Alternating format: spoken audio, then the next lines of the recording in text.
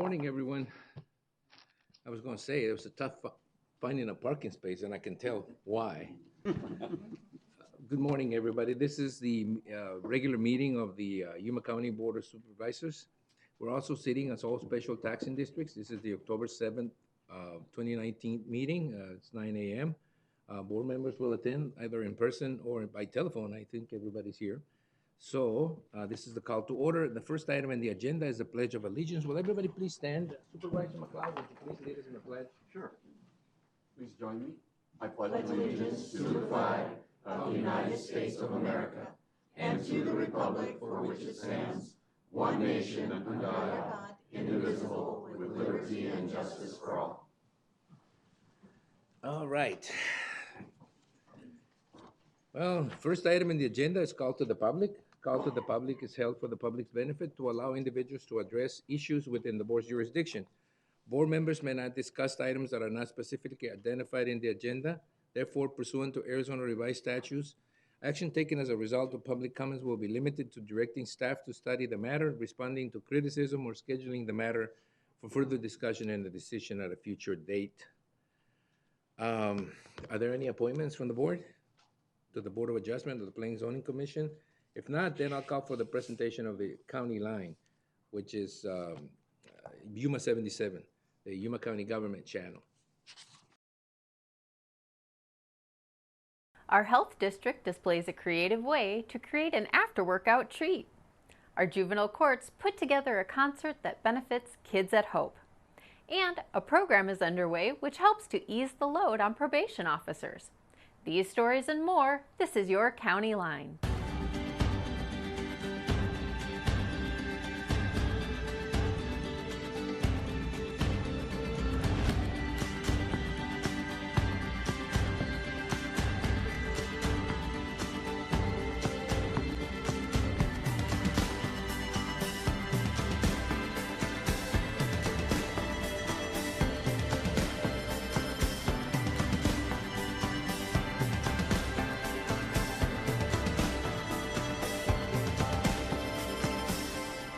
A few weeks ago, we told you about an exciting new tool our health district is planning on using to teach healthy lifestyles. Eating healthy along with good exercise is critical to your health. The Yuma County Health District will soon be showcasing their new blender bikes at different events. Using pedal power to create an after-workout treat is a great way to combine fun, fitness, health, nourishment, and sustainability. Both of the blender bikes were actually funded by Blue Cross Blue Shield. One of them was through a small grant in support of our physical activity campaign, and the other one was funded also through them, but we won the Yuma County Get Fit, Don't Quit Spotlight Award for 2019. So that came with an award of $10,000, and we used some of that to pay for the second bike. The blender bike is one more tool being used by the Health District's Arizona Health Zone program to promote healthy eating and active lifestyles. To learn more about this or other programs, please call 317-4632. It started out as a simple mistake, creating a video put to music last year. Now the Kids at Hope benefit concert is back and bigger than ever. You may remember our story last year about how the reggae band Big Mountain formed a relationship with our juvenile courts after inadvertently using their version of Lean On Me. A phone call to get the proper permission, and suddenly the Kids at Hope program had some famous support. With Big Mountain, kind of came across them by mistake. We posted something on Facebook that we shouldn't have, but we became friends over that. And now I can call Keno anywhere in the world. He'll respond. He is that treasure hunter. He is somebody that believes in Kids at Hope. He wants to support us. He wants to do this every year. This year, Big Mountain was joined by Credence Relived and DSB, a Journey tribute band, at the Colorado River State Historic Park. For hours, the crowd enjoyed the entertainment, but most importantly, proceeds will help Kids at Hope in Yuma County. Kids at Hope is a national program with chapters across the nation. The program helps young people position themselves for success. It's an interesting program that started last year. Adult Probation partnered with the Arizona Supreme Court to place a national service program within their department to assist in the reduction of recidivism. APSS AmeriCorps members assigned to adult probation assist with case administrative tasks, court navigation services, and also provide linkages to resources and services to probationers. Last year, Yuma County Adult Probation hosted APSS AmeriCorps members who served a total of 1,350 hours over the year and completed tasks that allowed officers to dedicate more time to working directly with clients on probation. So this year, adult probation will have a new group of APSS AmeriCorps members in Yuma County. There's an excellent trade-off with respect to them helping us in lightening our loads, interacting with clients that are on probation, and learning skills that are going to prepare them for the job force when they choose to enter it. Members serve a 4-month term, receive a modest stipend, and are eligible for an educational award upon completion of their service terms. Wondering what AmeriCorps is all about? Want to join them in making a difference? You can find out more by contacting Jennifer Flannery at 602-452-3177. Hi, my name is Trisha, and this is your Health Watch.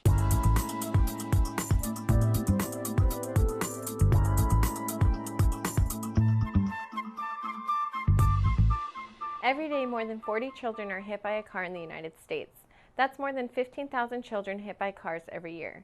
According to the World Health Organization, road traffic injuries are the second leading cause of death among children ages 5 to 14 worldwide. On October 2nd, Safe Kids Yuma County and local partners joined students from Ed Pastor Elementary School to celebrate International Walk to School Day. The goal is to raise awareness, promote pedestrian safety, and create safer routes for walking and bicycling to school. Please help us keep kids safe by reminding them to observe all traffic signals, stick to safe routes, and allow the school crossing guard to help. Look left, right, and left again before crossing the street, and keep looking and listening while crossing. Remind kids that if it's not safe to use a cell phone or text while walking, try to make eye contact with the driver before you step into the road.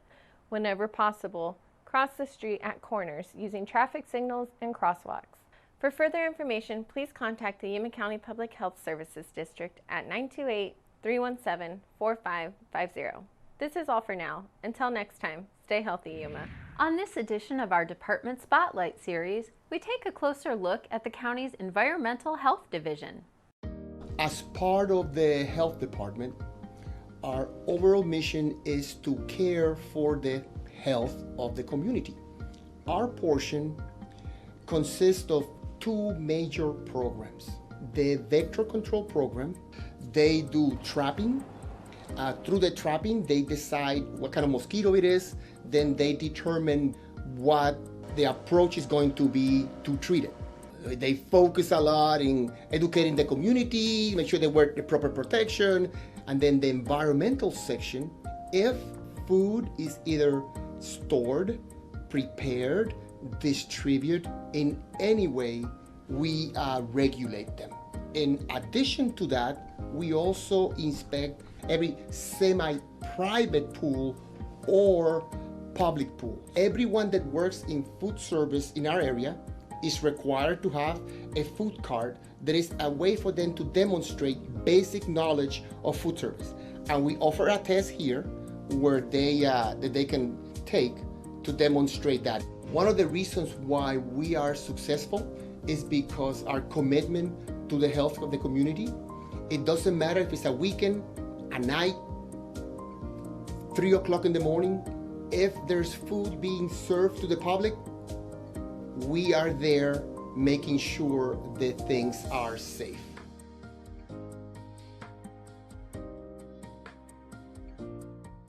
You can learn more about Yuma County's Environmental Health Division by navigating to yumacountyaz.gov. You'll find them under the Government tab. There's a deadline coming for Arizonans 1 year from now, and if you want to travel, you'll want to know about it. Every Arizonan needs to know that beginning October 1st, 2020, driver licenses and ID cards without a gold star in the upper right corner will no longer be used as identification at airports. If you don't have the card by then, you will only be able to use a federal ID or passport to fly. Make a plan now to get the new travel ID card and beat the rush next year. It's simple. Just navigate to aztravelid.com. When you're there, just follow the instructions. Just a couple of minutes online and you'll have a specific appointment set at the DMV of your choice. We'd like to thank you for joining us for County Line. If you'd like to watch past episodes, log on to yumacountyaz.gov/VOD. And don't forget, you can join us live on Facebook. We'll see you next time. All right. You know, as I moved to the agenda, I think I moved through it a little too quickly. I mean, on the call to the public, I did see one speaker form, and it reminded me that, you know, sometimes people do not know that they don't have to fill out a speaker form. This speaker form is for an item in the agenda, so I thought, okay, well, there's nobody else. But if anybody wants to address the board on an item that isn't in the agenda, the call to the public remains open throughout most of the meeting. So, you know, if you get to a point where you want to introduce yourself or there's something in here that you want to say that isn't in the board meeting, you know, just raise your hands, okay? All right, then, hopefully that was sort of cleared. So is there anyone that wants to say something? Well, forget that. Is there anyone that wants to approach the board, say something you can do? If not, then I'll continue with the board agenda. And then again, if you feel that you need to say something, just raise your hand. All right, so we went through the Channel 77 report. So the next item in the agenda here is in the proclamation presentations and appointments. It's the proclamation section. And I will have Supervisor Pancrase do the first proclamation, which is proclaiming the week of October 6th to the 12th, 2019 as 4-H week in Yuma County. Supervisor Pancrase. First of all, I love 4-H and I love what it does for our youth. And I'm going to start with that. So, proclaiming the week of October 6th to the 12th, 2019 as 4-H week in Yuma County, Arizona. Inspire kids to do. Whereas Yuma County is proud to honor the 4-H Youth Development Program of the University of Arizona Extension Service for providing experience-based education to the young people in our community and throughout the state of Arizona. And whereas 4-H is a worthy program that seeks to improve a hands-on learning experience for the whole child, providing a greater sense of belonging, independence, enhanced generosity, and mastery of a skill in an area of their choosing. And whereas 4-H relies heavily on the service of its more than 22,000 volunteers who give generously of their time, talents, and resources to the youth of Arizona. And whereas the year's theme, Inspire Kids to Do, encourages young people to take part in hands-on learning experiences in areas such as health, science, agriculture, and civic engagement. And whereas the positive environment provided by 4-H mentors ensures that kids in every county, from urban neighborhoods to suburban schoolyards to rural farming communities, are encouraged to take on leadership roles and are empowered with the skills to lead in life and career. Now, therefore, I, Marco A. Tony Reyes, Chairman of the Yuma County Board of Supervisors, hereby proclaim the week of October 6th to the 12th, 2019 as 4-H week in Yuma, Arizona. And I'd like to say there are more than 1,000 kids enrolled in 4-H in the Yuma community. Thank you, Ms. Pancrase. And now I have a list of people that may be here to receive the proclamation. I'm going to mention them, and if they're here, please step up. The advisors, Emmy Parrott and Marlena Parrott. And there's the 4-H ambassadors, Kaylee Faulkner, Karsten Hansen, Stand up. Parker Liska. Maybe I should have told you to stand up if you hear your name. Taylor McNeese, Danielle Monroe, Kylie Rico, Jason Wolf. You know, it's getting tougher and tougher to say those first names. You know, I don't know, they're getting creative with those first names, you know. But anyway, you know, would you please step to the front? We'll just give you the proclamation. I'd like to say these young people go into classrooms all over the community and all the school districts and do presentations to the kids. And they represent us when government officials come to the to Yuma County. They are just an amazing group. After the presentation of the proclamation, we will have somebody say a few words, okay? So. Oh, okay. After I'm done. No, get the word each one.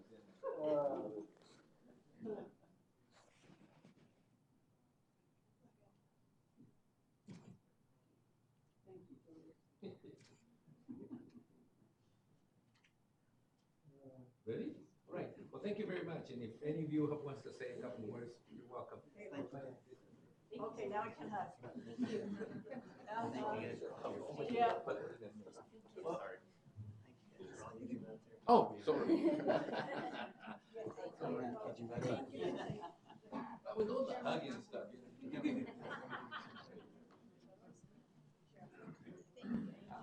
Thanks, Alex. Thank you.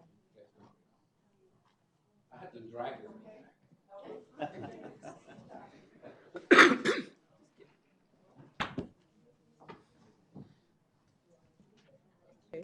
All right. Well, Floor Chairman is of yours. the Board and Supervisors, I would like to say a few words.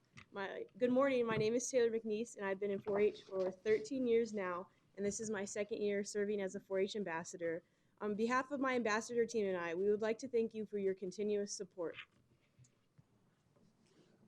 Hi, I'm Jason Wolf. I'm 17, and this is my 9th year in 4-H, and I'm a senior at Gila Ridge High School. Good morning, I'm Danielle Monroe. I'm 18 and I'm a senior at Gila Ridge High School. Good morning, I'm Kylie Rico. I am 17 years old and I am a senior at Cibola High School. Hello, my name is Carson Hansen. This is my 13th year in 4-H. I'm a senior at Cibola High School, and thank you for your time. See, if we add and subtract, he's been in a 4-H since he was born, I think. Thank you. Thank you very much. Oh, I love Thank you.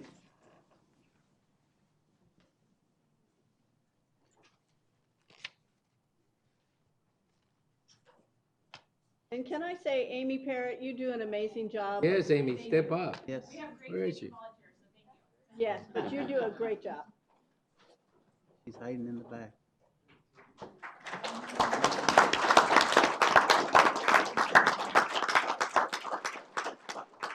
That was a good tactic. It's always good to give the attorney something. Oh, sorry, Bill. All right. The next proclamation is, it's a proclamation proclaiming Cybersecurity Awareness Month. And it will be done by Supervisor Porches. Oh, Simmons, I got it. Isn't it? Oh, Okay. give it over to the other Supervisor Simmons. Okay, proclaiming the month of October 2019 as Cybersecurity Awareness Month. Whereas cybercrimes are a constant factor and affect all citizens, states, counties, cities, towns, people, and places.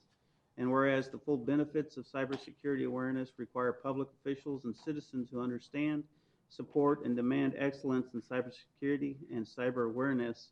And whereas the celebration of National Cybersecurity Awareness Month 2019 gives us the opportunity to publicly recognize the participation and dedication of the Yuma County Information Technology Services and the IT Security Division, who provide their diligence and expertise for the improvement of Yuma County, Arizona. And whereas we recognize the many valuable contributions made by IT security professionals of Yuma County and all who assist in securing and protecting IT assets, and extend our appreciation for their continued commitment to public service.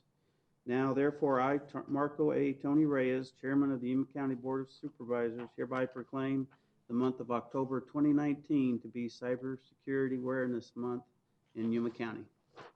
Thank you, Mr. Simmons, Supervisor Simmons, and they're supposed to be here, Cliff Summers, Eddie Barrera, Jesus Cervantes, and Michael Padilla. Would you please step up to the front? Cybersecurity, you know, that's a... Oh, it's a cybersecurity. Yeah. Oh, Stand up. Nasty thing You nowadays. gotta give them, sorry. Yeah. all right. It's okay.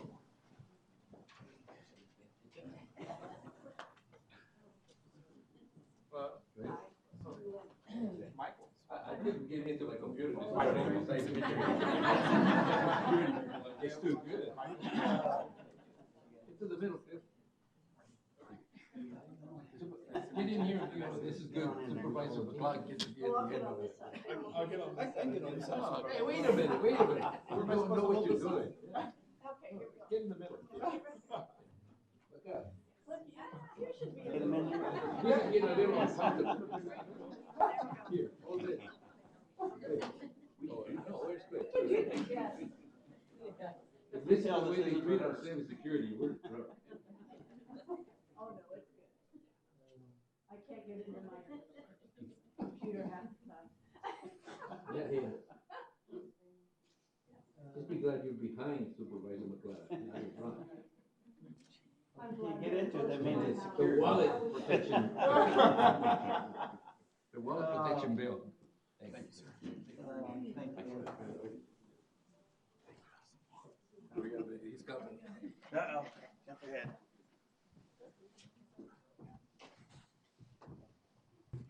I'm gonna turn it over to this. All right. Moving right along, the next proclamation, it's a proclamation. Wait a minute. Oh, Cliff. I thought you guys, I thought you worked like quietly behind the scenes type of We thing. do, but once in a while, we like to kind of shine a little bit, I think. I can see it by your forehead. Oh, Trying to shine. Only another bald person can Exactly. do that. Yeah. Ball heads think Bald alike, head, right? yeah. Chrome heads think alike. There you go. Good morning, Chairman Reyes, members of the board. My name is Cliff Summers. I'm the Chief Information Officer for Yuma County. I want to start off with saying thank you.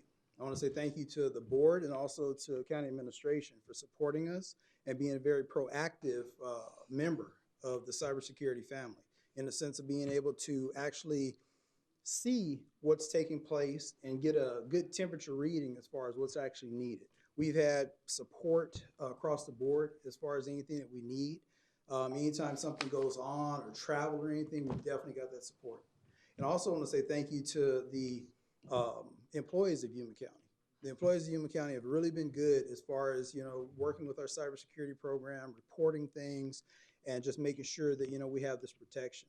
And then also want to say thank you to our cybersecurity professionals, which would be Jesus Cervantes, which is our security administrator, Michael Padilla, which is our security analyst. And at that point, I'd like to bring Jesus and Michael up.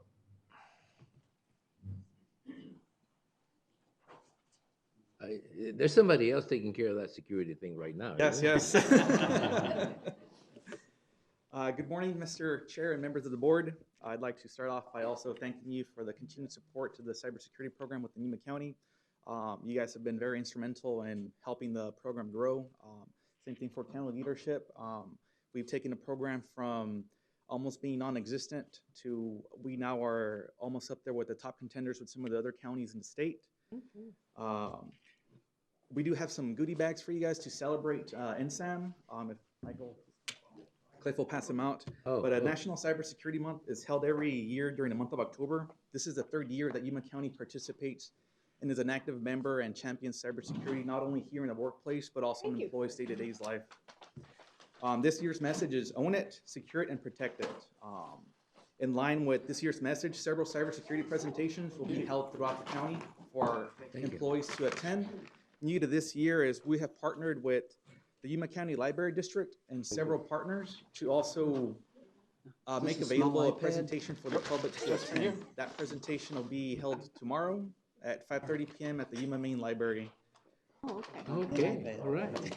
And last but not least, I'd like to recognize the following employees for promoting cybersecurity, safety, and awareness throughout the organization. They were selected via statistical data collected by the IT Security Division during the last fiscal year. These employees show a high degree of dedication and safeguarding our organization and complementing the county's overall cybersecurity program. If they're present, if you could please stand up as I call your name. We have Martin Alvarado, Elizabeth Bingham, David Depew, Elizabeth Gomez, Lee Irwin, Maria Mendez, Angel Puga, Antonio Rios, Michael D. Sears, Elaine Taylor, Marcela Valenzuela, Timothy White, John Lund, and Raul Hernandez. Wow. I thank you for your time.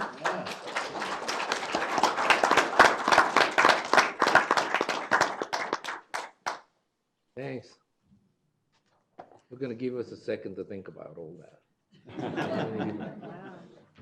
They're the people that actually do the work, and we appreciate it.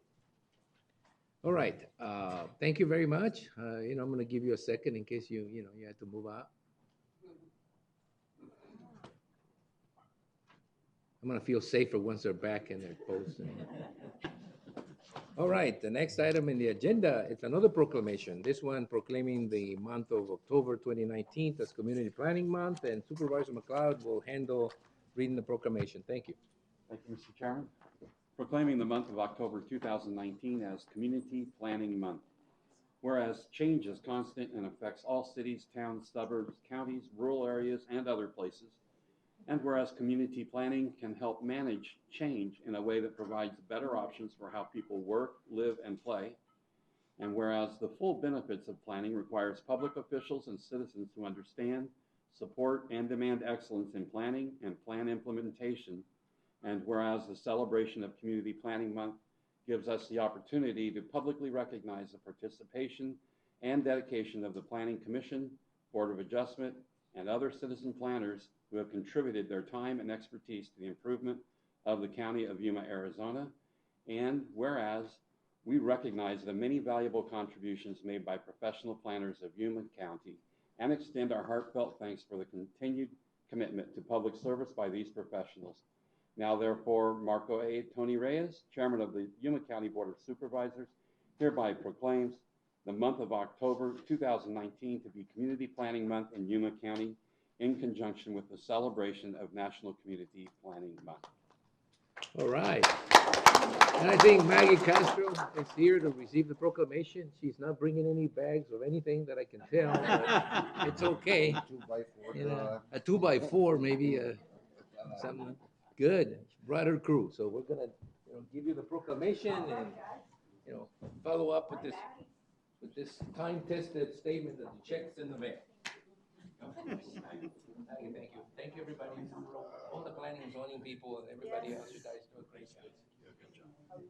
And we'll find out soon how good a job you do. Maggie, Maggie. Go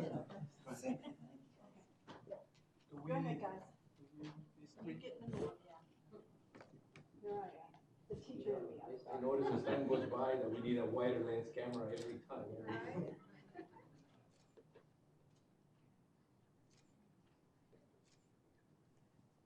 It's nice to hear that sound, anymore for you, all those, camera phones.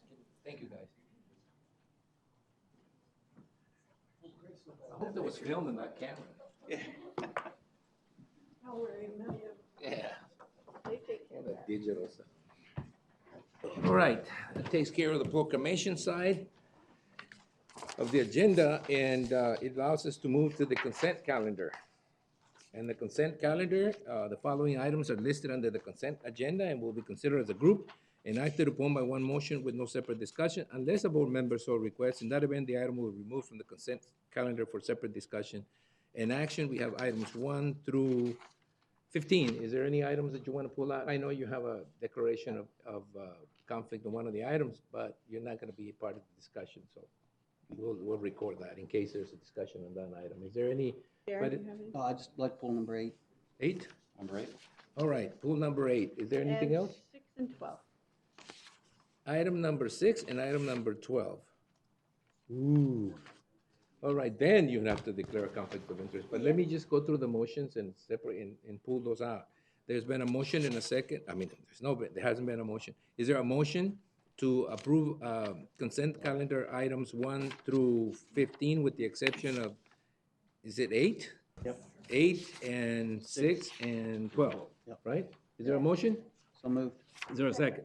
Motion and second to approve the remaining items. No discussion on those items. All those in favor of the motion signify by stating aye. Aye. Anybody opposed? Motion carries, and we'll open up item number 6, which Supervisor Pancratz, he wanted to open up, and this is the Arizona at Work. Yuma County Administrators requesting that the Yuma County Board of Supervisors appoint Delbert Hawk as a workforce member to serve on the Yuma County Workforce Development Board for a term that will expire on June 13, 2022. With that last name, you can get appointed almost to anything. Go ahead. I just wanted to thank Delbert Huck for being willing to serve on the Arizona at Work. This organization is an amazing organization throughout the state. It's Arizona at Work, Yuma County, but anyone can get on Arizona at Work and find a job anywhere in the state of Arizona. It is an amazing organization, and they are doing a great job here in Yuma. Is Mr. Hawk here?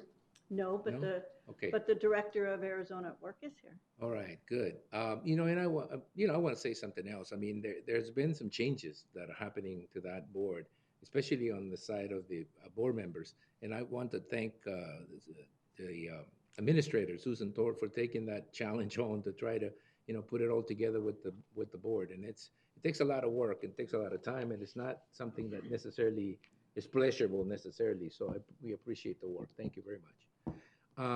So the appointment, the item is an appointment. So I'll entertain a motion to approve item number 6 as presented. So moved. Is there a second? Second. Then motion and second to approve item number 6 as presented. Any discussion on the item? If not, all those in favor of the motion signify by stating aye. Aye. We have an item for the health department. Let's pull it quick. Yeah, let's pull that out quick. The health department here? Bye, guys. You could have waited until the end of everything. The moment they got their item approved, they took off. They're working. Yes. They're working. You haven't asked for anyone who was opposed to the motion? I did. I thought I said, anybody opposed to the motion? No. All right. Okay, well, this must be the attorney. Okay, the item was item number 8. And the motion was made by Supervisor. 6. 6, excuse me, 6. Now we're on 8. Now we're on 8. And it was made by Supervisor Pancrase, seconded by Supervisor Simmons. All those in favor said aye. Everybody said aye. All those opposed, nobody said anything. So Now just to we're make on sure we get it done right. Thank you. Item number 8, Sheriff's Office. Authorize the sheriff to purchase 13 new trucks from Bill Alexander Ford in Yuma, Arizona in an amount not to exceed $464,076.08, including taxes and fees. Supervisor Simmons, it's a happy time when we can do this with somebody local. Yes, and that's just what I want to point out. I'm not going to put Lieutenant Carlson on the spot with any questions, so we don't have to. But just the fact that over the years, I know the sheriff's office has bought through state contract, and they had been trying to work with the locals, and this is the first time I believe that they have bought locally. And that's a testament to Bill Alexander and the sheriff's office working together to make this happen. So I just wanted to point it out that, like I said, they're buying locally and keep everything here in county. Yes, and that for a person that likes to see that law enforcement presence out there as far away as possible from me, Yes. but okay, I can. Are they trucks? Just trucks, right? I think it's just anything that they might Is it need. just trucks? Maybe I ought to ask the Yeah, this question. is Somebody- trucks. It's just trucks, right? I It's was just trying to pickup let you trucks. off the hook. 13 trucks. 13 trucks. Purchased 13 new patrol trucks. Double cab, Fords. Same ones that we have now, the club cab Ford 4-wheel drives. And they put miles on those things. The 13 that we're purchasing will replace 13 that basically have reached the end of service life now. Is it replacing trucks? All right, well, I think the point that we wanted to make is that, as it continues, we like to be able to, as much as possible, buy locally so that the economic impact impacts the community in the right way. Not only do they get the service, but they also get revenue, from the sale. Yeah, if I could, I just The wanted to purchase. add that this is really a benefit of the fleet management program that we've begun, and Public Works, Josh Scott and his staff have worked really hard to, now that we have a volume of all the fleet throughout the county, then we get better deals and we're able to get good bids from the locals. So I think it's a really good partnership between the Sheriff's Office and our Public Works Fleet Group. Right. Okay, thank you for bringing it up. Do you want to make the motion, Supervisor I'll make Simmons? the motion to approve item number 8. Okay, there's been a motion and second to approve item number 8. Any more discussion or any discussion on the item? If not, all those in favor of the item signify by stating aye. Aye. Anybody opposed? Okay, motion carries. We move on to then item 12, which is an item where County Administrator Susan Thorpe would like to declare a conflict of interest. Is that correct? Yes, because You live in that area. Right, I live in the neighborhood, and so I would receive a benefit from the abandonment of that roadway. It's been discussed before. Thank you. That always that always kind of, throws, sends me off on a tangent when somebody declares a conflict of interest and I don't know what the benefit is, but it's just wise to just simply do that. Okay, now let me read it. Okay. Item number 12, adopt resolution number 2019-31, abandoning a portion of Avenue 4 and a quarter east between Verbena Street and County 15 and a quarter street in the southwest quarter of the northeast quarter of Section 31, Township 9 South and Range 22 West, and authorize the chairman to sign said resolution. Somebody put this, wrote it like this, so I would go through all that quarter of a quarter, then a quarter of another quarter, which would probably be half of something. Anyway, go ahead. Yeah. I did it right the first time, so don't ask me to repeat it. Good morning, Mr. Chairman, members of the board. Frank Sanchez, Deputy County Engineer, here to answer any questions. I don't have any questions. Supervisor Pancras, is there anything you want to add? I just wanted to make a comment that this summer I got stuck out there on those roads, and when I was out looking around, and then I went out again this last week, and the gravel roads that Josh's department has put in there are amazing. I took my little front wheel Toyota and I went right through all of them without any problem whatsoever, and they've done a great job. Thank you very much. Great. That's my comment. All right. We went through this a lot. Oh. Yeah. Do you have anything other than that comment? No? Then, this is an item that's been opened up, so I guess I'm going to let somebody step up and make a statement. Good morning. Morning.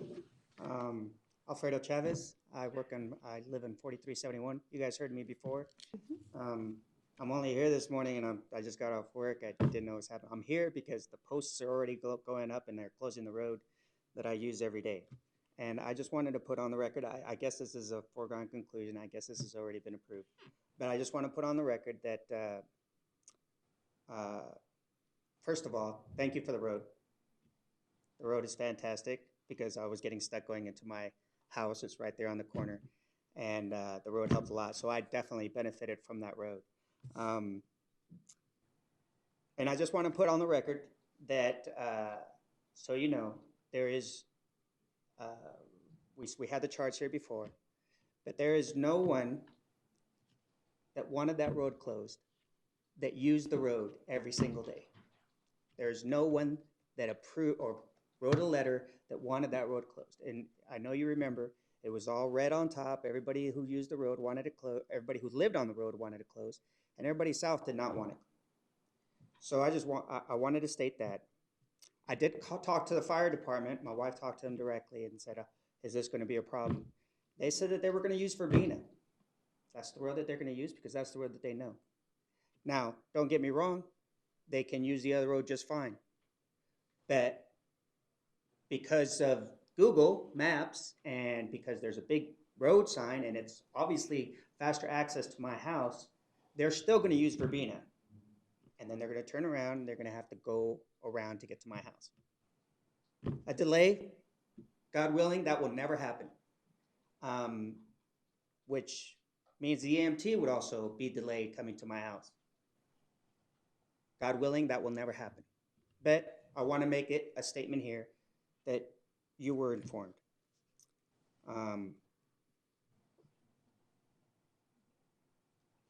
I remember from the last meeting we said, if the road is closed, we will finish the repairs first. I think I heard one of you say it. That's what I remember. And me being the optimist, hoping that the road would stay open, said, well, they're still going to look into it because we talked about, well, is there something that we can do to adjust the laws so we can leave it open and maintain? That would be a question for, I want to ask, was there any look into that? Maybe I was just being optimistic and that's not what happened, but that's what I heard in my biased ears. Was there a reduction in traffic because the new roads were fixed? From what I understand, the goal was to reduce traffic in that road. Well, if the roads are repaired now, was there a reduction in traffic that now we can use the road because other people are going to be going other directions.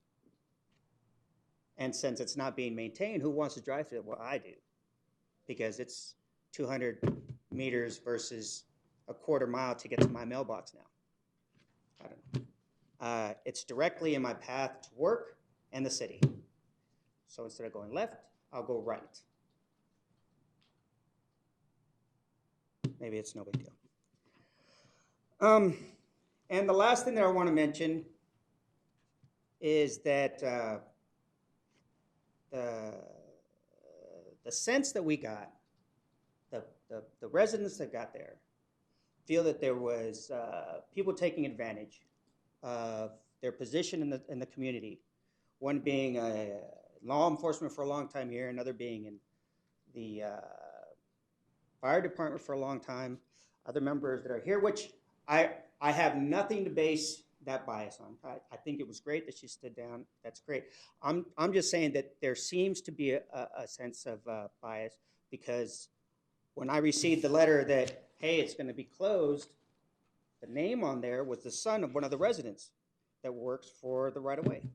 So you can understand when somebody puts an obstacle in your way on the road that you've used, and then you get a sign, a message saying we're going to close that road, you tend to wonder. And then this wonderful date came by where that road is exempt. I'm not insinuating anything. I'm just telling you this is how I feel. I don't like to be pushed around. I don't like to be forced. I spent 26 years in the military volunteering to go to the worst places on earth. And I'm proud of it. It was my pleasure. And defending the United States and the people here and our way of life, saying we don't have that kind of, not like you guys, not this type of extreme corruption. We don't have that. I hope, and you have all been very gracious and very helpful, and I have nothing that I could blame you guys for. I'm just stating a fact.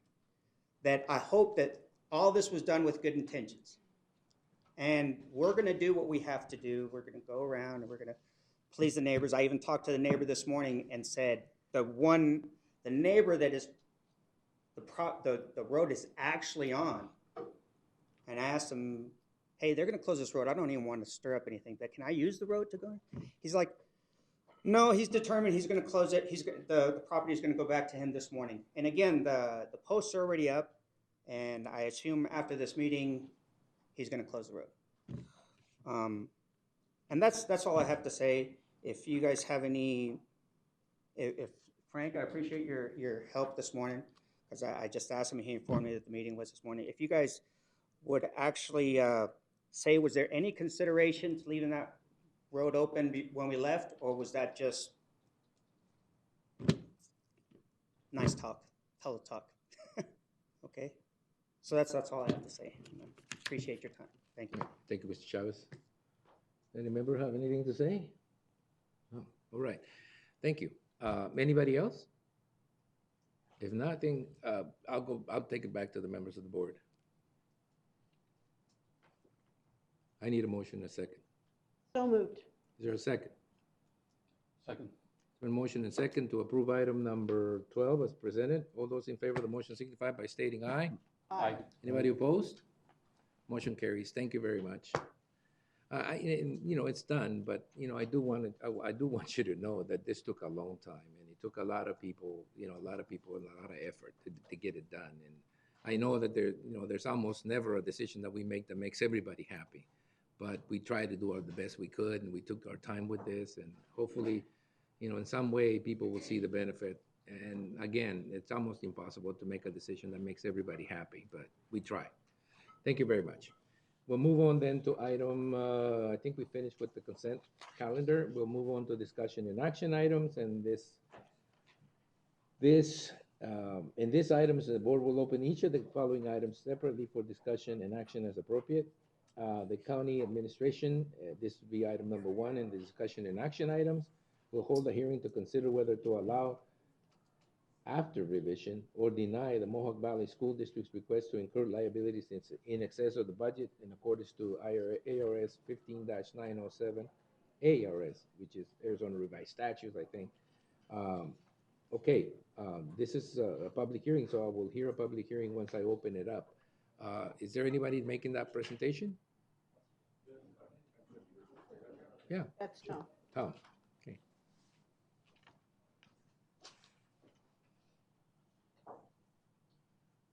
Chairman Reyes and board members of the Mohawk Valley School District is requesting to exceed its maintenance and operations budget by approximately $25,000 due to safety concerns regarding its water treatment plant. Although the Arizona State Facilities Board will fund the long-term solution that is necessary for the construction of a new water treatment plant, the district, in order to provide safe water for its students and staff, needed to make repairs to the present system by roughly the $25,000 requested. I'm recommending to the board that it grants the Mohawk Valley District its request. And I'm here to answer any questions you have. I think Superintendent Johnson's here as well. Are there any questions right now? I'm going to open it to the public, but are there any questions for Tom? No? Then let me open up the public hearing portion of this, and let's see if anybody in the public is wanting to say anything about it. I am hereby opening the public discussion on this item. Anybody wants to come up and say anything about it? I think we got an explanation. This is the opportunity. Okay, if nobody is making any comments, I'm closing the public hearing portion of this item and bringing it back to the board for their decision. I'll make a motion we approve the excess and budget request. Okay, so you want to $25,000. make a motion that we go ahead and approve item number 1 as presented? Is there any, is there a second? There's been a second, a motion and a second. Any discussion on the item? No discussion on the item. All those in favor of the motion signify by stating aye. Aye. Anybody opposed? Motion carries. Item passed. Thank you. Then we move on to item number 2, which is a presentation on the Automotive Service Excellence Certification Incentive for Public Works. Morning, Mr. Chairman, members of the board, Josh Scott, Public Works Director. I have a question for Tom. He just left. Tom, No, I'm just kidding. I just wanted to point out. Well, you're in the mood that, boy, today. I'm telling you, what are we doing with these people? I mean, it's like we don't treat them that bad. Thank you for staying, though. I noticed that. Oh, there's a reason. Thanks, seems funny Go seeing ahead. children. Oh, how cute. I'm excited to present today a program we recently completed in Public Works and we'd like to get implemented here. And I do want to point out before we get into the details that the draft policy I included in the agenda item, I inadvertently left a section out. So the program we're talking about today only applies to ASE certifications in the automotive light truck and the medium heavy truck series. As most of you know, or all of you know, Public Works took on responsibility for maintaining all of the county's fleet last year, and that was a big change for us. But it was a good change, one that our staff embraced, and they've really stepped up and challenged themselves to try and provide the best service that they can for all of our new clients. You'll hear from our Public Works Manager for Fleet Services and a couple of our frontline technicians here in just a minute. But you've all probably seen a technician at the dealer or your local shop with an ASE patch or two on their shirt. Those patches recognize individuals for their knowledge, experience, education, and training in the automotive industry. In our corner of the state, the city of Yuma and ADOT both have programs similar to what you're here about today, where they reward their employees, their technicians, for achieving those ASE certifications. And the program that these gentlemen will get into here in just a minute is designed to do just that for Yuma County's technicians. It'll add to the prestige of our fleet services operations and give our customers confidence in their repairs and our care for their vehicles. So before I turn it over to these guys, I do want to thank Felicia in Human Resources and Teresa Fox in the County Attorney's Office for their advice and guidance in putting this program together, and also to Susan for her support in getting something like this in place. So, turn it over to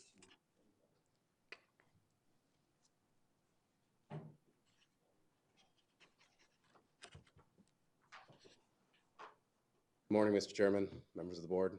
Kelly Glover, Public Works Manager. First, I'd like to share some of my background. I'm a master's certified heavy-duty technician, EVT technician, parts specialist, and service consultant. 8+ years of hands-on experience, committed book time, and I admit several attempts at a few of the tests before successfully completing. ASE certification by the National Institute of Automotive Service Excellence is designed to protect the consumer. There are over 50 exams grouped in specialty fields, identifying the technician's skill sets, credibility, and displaying the excellence in their field by meeting or exceeding industry standards and requirements. Certification requires years of experience, education, and recertification every 5 years. The end goal, improving the quality of our repairs and services. Next, Travis Calvert will talk about certification here at Yuma County. One of our board members is also a master ASE certified technician. Guess which one? Portia. My team Portia. Tony. Thank you for recognizing that. I appreciate that recognition. Go ahead, Travis. Good morning, Mr. Chairman, members of the board. Travis Calvert, Equipment Technician 2. Having ASE certified technicians at Yuma County could bring us on par with dealerships or even better. Nationwide, there are 1.5 million technicians. Only 10,000 of them are master certified in medium heavy-duty truck. The ASE exams are no joke. Technicians front the cost and a third fail. 2 years relevant work experience must be provided after passing an exam to obtain your ASE certification. I believe having ASE certified technicians at Yuma County will bring peace of mind to the employees operating county vehicles. Next, JC will talk about certification incentive.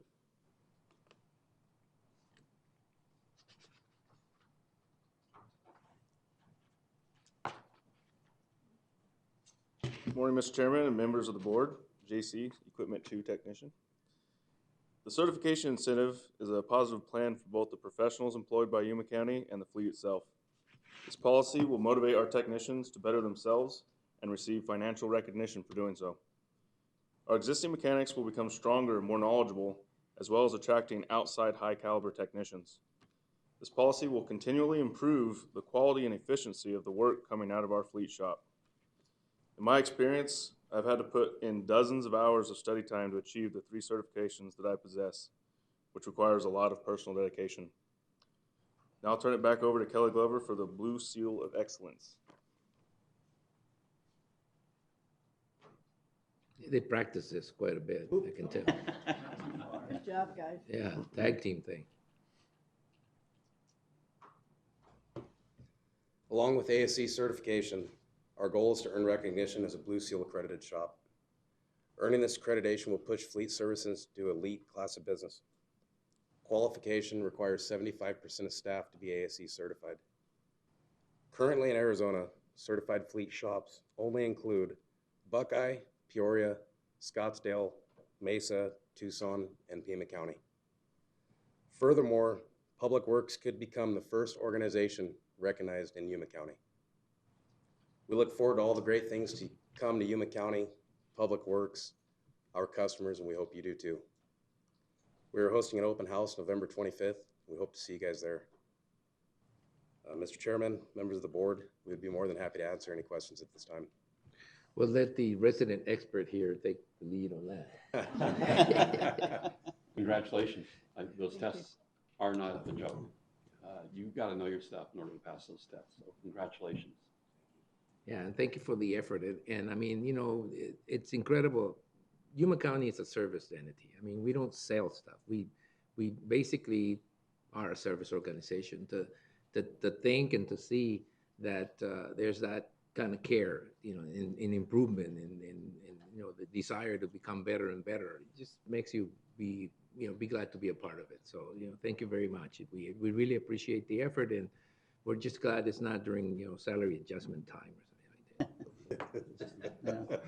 Well, We'll be talking about that later. Like Russell was saying too, the mechanics themselves have to put in a lot of extra hours.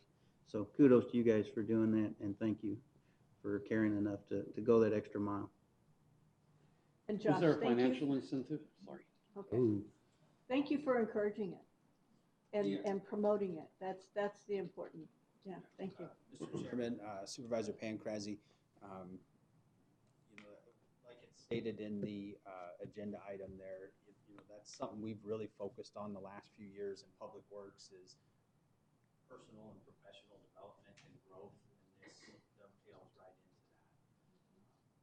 that. And Supervisor McLeod, there is a financial incentive, so in that automotive and light truck series and the medium heavy duty truck series, I believe one has 8 certifications, the other has 9, but there's a 25-cent per hour incentive there for the employees to maintain that certification up to a $4 an hour maximum. And then there's an additional for maintaining your master certified status. Yeah, that's good. No, and it should be. That's the way it should be. That's common. It should be. So Yeah. that's why It I should be that way. Rewarding education, yes. Absolutely. Excellent. Well, thank you very much for the presentation. Oh, Comment. It equates to about how much a month? And the reason I'm saying is I know ADOT has their mechanics with each certified, or they pass that test and they get I guess they get $50 a month. ADOT's is a little different than ours in that they have some core series, and once you reach that, then there's another incentive. But in the same series we're talking about, they offer $25 a month per certification, and then it's an extra $100 a month, I believe, once they hit that core. But their program maxes out at $1,200 a month for each technician. So in our plan, if a technician had 2 master level certifications, which is going to be tough, it'd be great if everybody got there, but they would max out at about $900 a month. So we're somewhere in between the city of Yuma and ADOT with our program. good. Well, again, thank you very much, and continue to strive for excellence. It's just a good policy to have. I appreciate that. Thank you all for your support. Thank you, guys. Appreciate it. Thank you. You know, this time I'm gonna kind of wait until you guys leave and not call on you. You know, just because the effort you made. So you're not gonna sit right now. You're not gonna risk. Oh, there you go. Scott's getting up. Yeah. Okay, guys. Okay. Now Oh, you thought you were gonna get the day off. You guys have a drive, Oh, that so. bonus. Forget that bonus. We're gonna let them go. You know, they've been here for a while sitting around. Bye. You know, that gives you a chance to leave now. Have a safe trip back. All right. The next item is for Development Service in the Planning and Zoning Division is to accept the Department of Defense Office of Economic Adjustment Award, EN 875-19-02, and B, adopt budget amendment resolution number 20-18, recognizing award revenue and transferring $30,610 from DDS personnel for the required non-federal match, and C, authorize the Department of Development Services to advertise the request for proposals for the Yuma Proving Ground Joint Land Use Study. Staff? Ooh, that was quick. Morning. Morning. Morning, Chairman Reyes, members of the board, Craig Sellers, Director of Development Services. Yuma County was awarded a grant to perform the joint land use study around YPG. The purpose of the study is to look at radio interference and also reflective surfaces that may interfere with testing and training operations that they have out there. The Office of Economic Adjustment made the award to us in the amount of $252,000. And so we have that before you to accept it and move forward with the advertisement for bid. All right. Okay. Any questions? No, I assume. Yeah, I have Go one. The match, will we supply that with staff time? Is that the Staff time and expenses that we have are reimbursable through the grant. Not knowing how much time that will be required of staff in there, we were able to identify savings in our department budget for department personnel budget for this year to cover the cost of that. But we're hoping that a lot of that will come back in reimbursed funds. Okay. Any discussion on this? No discussion? Or I'll entertain a motion to approve? So moved. Okay, the approval is the approval is to accept the Department of Defense Office of Economic Adjustment Award, to adopt the budget amendment, which is resolution number 2018, and to authorize the Department of Development Services to advertise and request for proposals for the Yuma Proving Ground Joint Land Use Study. And this portion is just for that area, right? This is not a general one, it's just that portion. Okay, I entertain a motion? So moved. Is there a second?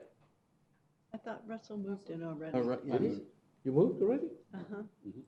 He made a motion, you seconded then. All right, there's been a motion and a second to approve the item as presented.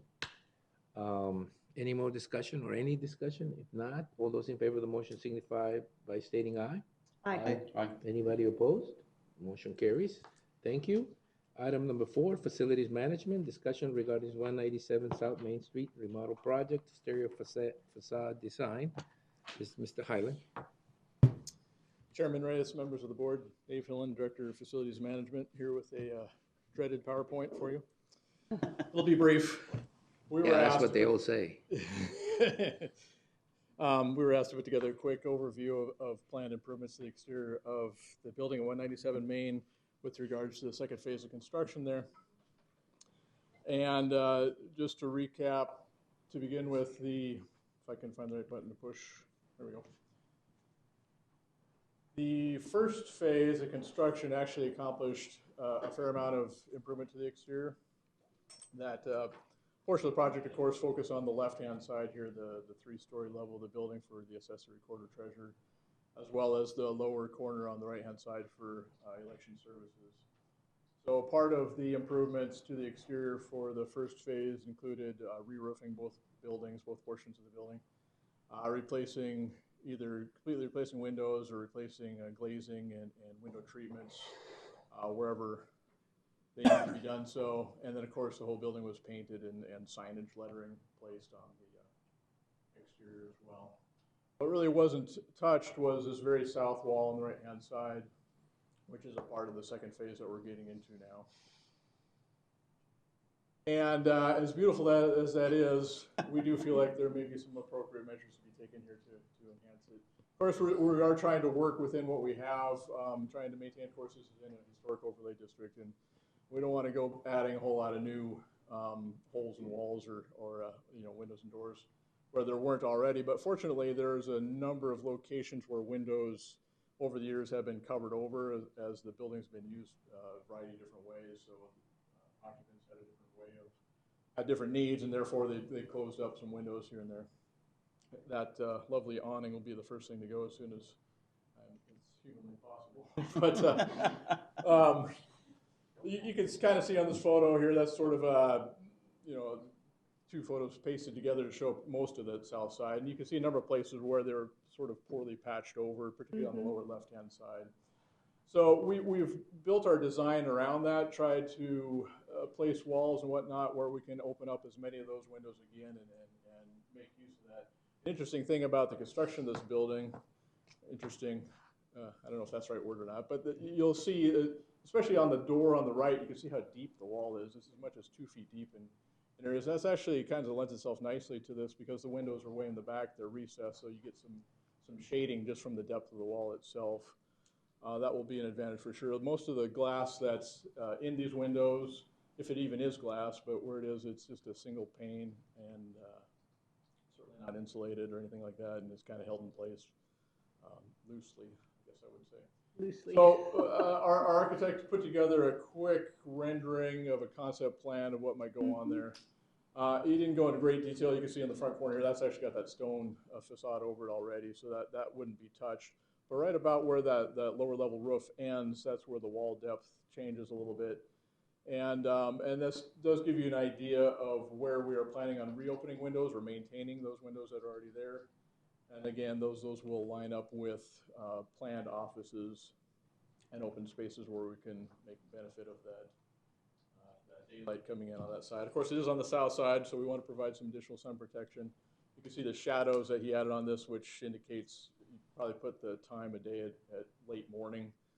So you get a kind of an idea of what kind of shading you would get at that time of day in those locations. The windows are spaced differently here and there, so where they're more close together, we're able to combine an awning over two windows at least at once, and where they're more isolated than just a single awning. These would be a metal awning, matched material a little bit that exists around the front part of the building already. And of course, the whole side will need refresh paint, and the doors will be replaced as well, the two doors on that south wall location.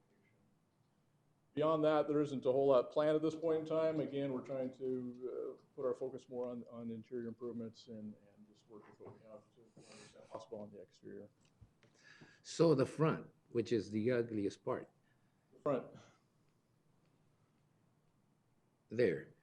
Is there anything we can do in the front? Say, is there anything you can do within the historical, the perspective that we can't do much, but is there anything we can, for example, as an example, can we locate digital signage in the front, for example, contained within those squares, for example, and if we had like four digital signs that would show something continually, whether it's programs or office or something like that. That's not, yeah, within those squares. You're talking on the left-hand side? Yeah, I'm talking on the left-hand side. There's not much. Look, even the signage is oddly. It's paint on the upper level on the right-hand side. That's just painted signage. It's nothing. Well, I know, but that's. There's certainly south side is. Upgrades. Obviously, we're all waiting to see what comes back in terms of the structural issues that we've been talking about. On the inside, yes. And we'll need to have that discussion about, dollar amount that goes into this. We could certainly roll in additional requests for exterior upgrades. If you couldn't do anything else, how much is that it? Does that picture encompass the whole section in the front, the whole elevated section in the front? Yes, it does. Right. Just about all of it? That's the only thing I could come up with that I could think of. Maybe if you had signs that sort of blend together when you can all four signs will show the same thing, or all four signs will show a quarter of something. Something that makes it stand out a little bit. That's just Mr. Chair. ugly. The interim city administrator and I have a regular monthly meeting, and at our last meeting, he talked about whether the county had any surfaces, walls in the downtown area that they could have an artist do a mural on. So this might lend itself to that, or even the south side of the building. I don't know, but they are looking to do more art in downtown, and that I don't mind might be a consideration. Well, they could use the whole side, that building, but essentially that's, that really, I don't know. I'm torn between the historical side of things, right? Which is, you kind of, but make it more modern, make it something that stands out. And to me, those digital screens are just the things that are used right now. You could use it to advertise county services. You could use it to give directions. You can use it to give telephone numbers. You can use it to advertise library programs. You can use them for anything. The worst thing is that they remain that way. And if you put 4 murals in there, murals, they have a tendency to become a little controversial sometimes because of what goes in them. I'm just suggesting that maybe we ought to be a little more modern looking into this thing instead of just trying to, just put something inert in there and then, have it On the look. south side, that would be a nice place to. Yeah, the south side, the whole wall on the side could be a nice place for murals, but the front, I like it. I like it to stand out, and I think that nothing brings that out more than the colorful, like 4 large panels that highlight what's going on in the building all the time. It's something to think about, and it's not that expensive. If I know, you see. I have no idea, but we could certainly look at some options. Look, considering what we're investing in the whole building, the millions of dollars we're investing in the building, you can hardly see anything from the outside. I think it's fair to say it may be a little bit bland as it stands. Dave, from the rendering, it looked like you were going to get rid of those louvers. Is that correct, or is that just going to stay? No, those would stay. Those would stay. He just didn't include. Just didn't show it. Okay. Yeah, the additional detail there. His goal, I think, is really to show the way the shade would hit the building, so he kind of eliminated. See that those may be a good. That may be a good place for a mural. looking into that and, give them space to show some historical, whatever, a picture of the past or something. But the front, really, it's an opportunity to bring it up to the 21st century. It's just not, it's not, it's something that changes, that moves, that has a service. Those digital signs are really, they can really stand out at night. They can illuminate, they can inform. I mean, it seems to me we could be doing something that find some use for that ugly space that we have in there. Well, anyway, I throw it in as an option. Look at some options in there. Okay. And I'm sure the cyber security people would tell you they can be safely. What could be done? Absolutely. All right, you have something to say? Yes, right before the meeting, Supervisor McLeod provided some historic photos. And so we've got those that we can show on the screen as well. Kevin had put it into a little presentation, I think. So look at family photos? There you go, it's a family photo. Oh, that's cool. See, that's a facade. I'm not sure what it's. I don't know what it is either, but. That's not that. No, it's not the That's not building. that building, No, no. it is just, Okay, you wanna, can go through the next, what's the next? he's gonna throw in an accurate automotive attention building in there, just. So these That are was just it right there, huh? historic buildings. I don't think so. That's not it either. That's Supervisor There McLeod's it car is. in front. That's a That's flood it. right there. Yeah.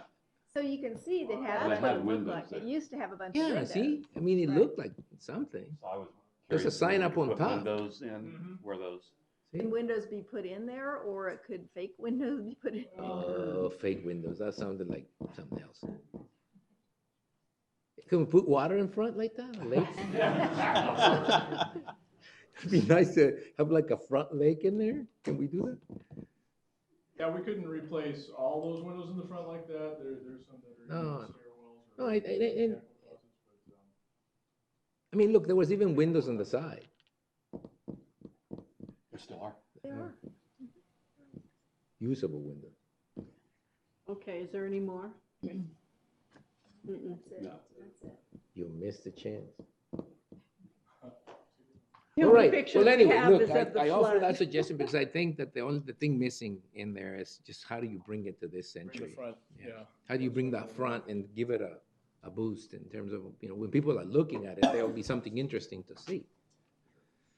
I don't know if, fake windows are, any more interesting than the square. Well, or do like an Unless you have LED, like Halloween, some monster looking out. do an LED or something at the top, kind of like that's the. Yeah, that from sign the up on electronic top is sign at something the that we very made. top. Yeah, Well, something says Yuma County Administration or something, just yeah, bring it add a up. little something to it. Neon, let's do neon up there, so it's neon that says Yuma County, huh? Yeah. Well, Just we something could to let take people on know. something like what's coming in, welcome to, Main Street or something. Anyway, look, I mean, it's a Just good an thing idea. that we're looking at Spotlight. it. And it's a good thing we're looking at it early enough to be able to include it as part of what Spotlights. we're doing, okay? Uh-huh. Very diplomatic, David. I'll remember that. Bland. That's a good way to put it. All right, thank you very much. The next items are county administration. I want to move that item to the end and take care of the planning and zoning agenda and then have that be just before the event calendar, current event, okay? Because otherwise, we're gonna get stuck in some discussion that we're gonna speed up. And I wanna take some time because we got this meeting coming up, at the end of the month, and I'd like to take a little bit more time with it than we would if we just take it in before the planning and zoning commission agenda. Okay, so I'm gonna skip or move item number 5 to the end and go to the planning and zoning agenda, which means that full legal descriptions of the property sites for all rezoning cases are available for public review at the Yuma County Board of Supervisors office. These are full presentations, which are regular public. We will hold a regular public hearing where the staff will make a full presentation on each of the following items, followed by separate discussion, public hearing, and action by the Board of Supervisors. We have one item in this particular area, and that is a rezoning case number 1906. Craig Colvin, agent for Dane and Danielle Palmer, requests a rezoning of a parcel, 5 gross acres in size from suburban site build, 5-acre minimum, to suburban site build 2-acre minimum, and assessor's parcel number 724-18-004 located at 12568 South Avenue 4.5 E, Yuma, Arizona, located in the 65, 69 decibel and 70, 74 decibel noise zones. Okay, Mr. Rubio. Thank you, Chairman Reyes, members of the board. Juan Leon Rubio, Senior Planner with the Planning and Zoning Division. This is in the Yuma Mesa planning area, and I've show the vicinity map on the screen. Parcel 4 is the subject property, crosshatched. I'll talk about zoning and uses surrounding the subject property. Parcels 2 and 3 to the north, zone SSB5. Parcel 3 is currently vacant. Parcel 2 contains a single-family residence, and it's partially located in the 70 decibel noise zone and remaining in the 65 decibel noise zone. Parcel 001 to the west is the location of Citrus and also a single-family residence, and also bisected by the 65 decibel noise zone and the 70 decibel noise zone, a portion of it. Immediately to the south, we have parcels 5 through 10. They're all zone SSB2. They all contain a single-family residence, with the exception of parcel 5, which is currently vacant. And this property was rezoned back in 1998. And immediately to the east, we have parcels 1 and 2, currently in ag, also in the 65 decibel noise zone. This is the proposed land division shown as Exhibit A. The intent is to split the property in half and build a single-family residence on future lot 2. As part of this proposal, staff is requesting a 20-foot easement for access with an all-weather access road. Again, this is an aerial imagery that shows surrounding land uses. This was taken some years back. Yeah, that's old. All of that is houses now. And it doesn't show new development that has taken place within the last couple of years on the I visited area last right week here. and they were building. Oh, I do. Yeah. All right. This is a view at the subject property looking west. This is looking south from the subject property. Again, new development on the east side. Looking east from the subject property. Looking north from the subject property, and this is the future 10-foot access easement that we're asking for an all-weather access road. That received some comments from external agencies. The Yuma County Airport Authority is allowing this, or their comment was that permissible with noise level reduction and proper abrogation of disclosure statement to be recorded. MCAS Yuma is recommending denial, and other agencies are either didn't comment or are okay with this. Staff is recommending approval with the following performance conditions: that within 60 days of approval, they sign and notarize a waiver we already have on file, and the following disclosure statements: an agricultural disclosure statement, navigation, infrastructure, and a schedule for development disclosure statement.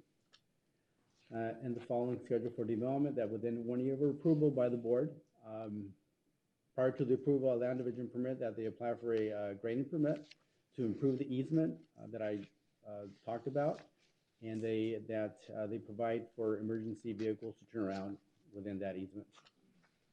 Number 2, that the property is split in accordance with Exhibit A that I showed through a land division permit, and that they record the easement, and that they get an engineer to certify the all-weather access road in accordance with a standard C gravel roadway.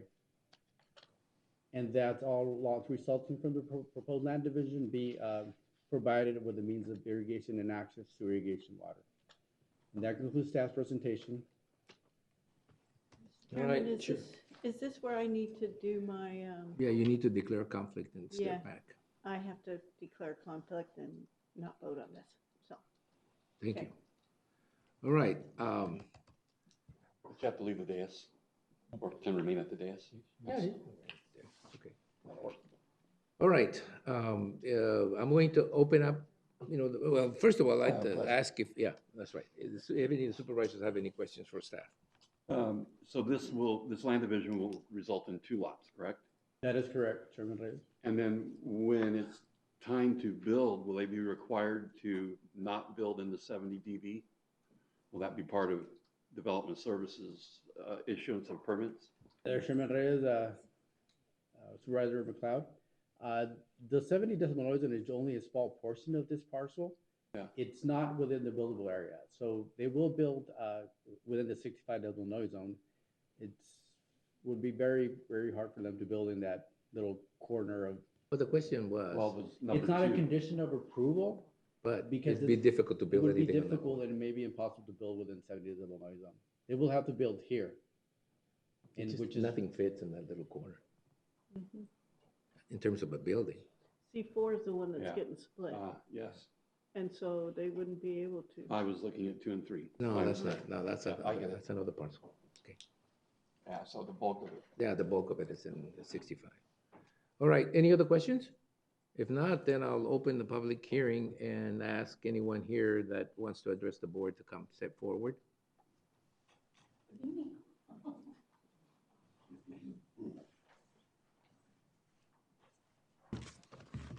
Good morning, Mr. Chair, members of the board. I'm Mary Ellen Finch, Community Liaison Specialist at Marine Corps Air Station Yuma. Before I get started, I would like to thank Maggie and her staff. I love that this is Community Planning Month. We work very closely with staff from both county and city, and we very much enjoy a good relationship with them and some bantering back and forth. Sometimes we agree, sometimes we disagree, and we disagree on this case. MCS Yuma is requesting that the board deny rezoning case 19-06. This parcel, as stated, is completely located within the high noise and accident potential zone for MCS Yuma in the 65 and higher noise contours. Any new residential development in the 65 or higher noise zone is contrary to conditions of Arizona Revised Statute 28-8481, paragraph J, as well as the Yuma County Zoning Ordinance, section 706, which in part states no new residential development in the 65 to 69 decibel noise zone other than single-family residential, which was zoned and approved on or before December 31st, 2000, or which has been agreed upon between the air station and the municipality. The current existing residence is surrounded on the north, east, and west by citrus and to the south by alfalfa. This parcel is currently zoned SSB 5 and surrounded on 3 sides by parcels zoned either 10-acre minimum or 5-acre minimum. Our primary concern of rezoning to anything less than 5-acre minimum is the increase in residential density in the high noise accident potential zone. We have been contacted by the Arizona Attorney General's office, and they are concerned about development that violates the ARS, which is not agreed upon by the military. In addition, we received the primary noise complaints from residences in the noise contours and those on the BMGR boundary. All of the land use studies and plans in Yuma County have highlighted the importance of minimizing incompatible development in the vicinity of MCAS and the range, and they state where there is inconsistency or incompatibility between zoning and land use designation, the more restrictive standard applies, which in this case would be SSB 5.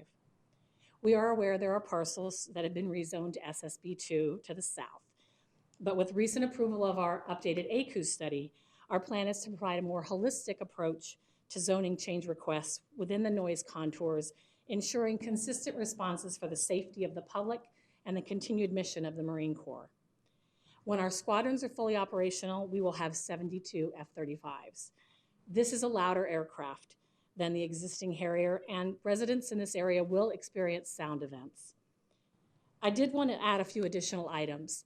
We understand that for Yuma County to grow, you have to have new residences, you have to have new buildings, you have to have new companies come in. Well, that helps the Marine Corps as well.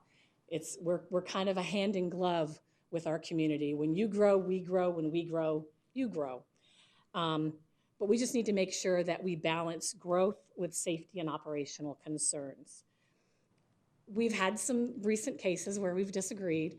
One of our big ones is accessory dwelling units. If this was rezoned to 2-acre minimum, that's 1 home per 2 acres. The problem is if they build an accessory dwelling unit on that, now you've got 2 residences where there should only be 1. We do have a little bit of loopholes in the accessory dwelling unit. Last year, you denied a request, special use permit 18-06, on a 2-acre parcel. The proponent went ahead and built that. They just took the stove out, which is a little bit of a loophole. Now it's not considered an accessory dwelling unit, it's considered an accessory structure. But it is the primary residence of the person who wanted to build it. So now on a 2-acre parcel, we have 2 primary residences where one is only supposed to be authorized. That's a big concern of ours. If this parcel were turned into 2, there's currently 1 home, we could end up with 4 instead of 1 home on a 5-acre lot. Our biggest concern is operational and safety and noise. I get all the noise complaints. So for me, it's a personal thing too, because I hear the people that call and complain and want to know why the aircraft are flying over their house at 7 o'clock in the morning when the airfield is open. That's all I have to say, unless you have any questions, Chairman. I think that, no, it's more a comment. I mean, I appreciate the information, and I think that that's what, when you mention the close working relationship between you and staff, between, you know, Marine Corps and staff in general, I think that those loopholes, we need to start working on them so that essentially we start restricting those type of activities in that zone by not by statute, I shouldn't have said that, but regulation. Meaning, okay, look, in this particular case, even additional structures that would be livable will not be allowed. Those kind of things I think we should do anyway to avoid having those things happen. And I think that's good policy. In this particular case, we're going to start discussing the pros and cons of it. But in that particular case, I think there's no. I mean, we're more than willing to work with the military. I think that all of us understand here that that noise is the noise of freedom, and we don't repeat that over and over just because it sounds right. We do understand the symbiotic relationship between the military and Yuma, and it's been like that for way a long time, and so we intend to continue with that. Every once in a while, we do end up in a situation like this where, where we look at, and I took a tour of that location. I went in and looked at it, and I saw some new houses going up, and I saw what the surrounding area looked like, and I had a feeling like, well, maybe the horses left the barn in this area a little bit of that. But then again, we're going to have to discuss this a little further up. Thank you. Are there any other questions or comments? Thank you, and we'll call on you if we need. I have one comment. You can. Oh. See, that's what happens here. She can't. She just doesn't know. It's a tough thing for her. This is going to be enjoyable for me. Just tell her you can't. Thank you, Mr. Chair. Tony's been waiting to say I've that. been waiting for this for a long time. Okay, now, Mr. Cole, the applicant here? Well, I have. Oh, you have a question? Yeah, hold on a minute. There's a comment here. You have a question. Bill. No, you don't have to. You just have to remember. Probably better. I don't think she can sit there and not say something. Go ahead, Supervisor McLeod. Bill, the claim that this would violate statute 2884 or whatever it is. I have it. Yeah. 8481, paragraph J. Would that be your opinion that if this were approved, we'd be approving something that violates statute? No, I don't believe that to be the case. That would not be the case. Would not be the case. You have the authority under the current statutes and the regulations to accept or deny this, make changes, add conditions, and so forth. Okay. All right. Any other questions? I'm sure this is one of those areas where we disagree also, right?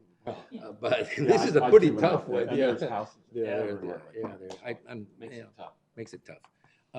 No questions for no questions anymore. Yes.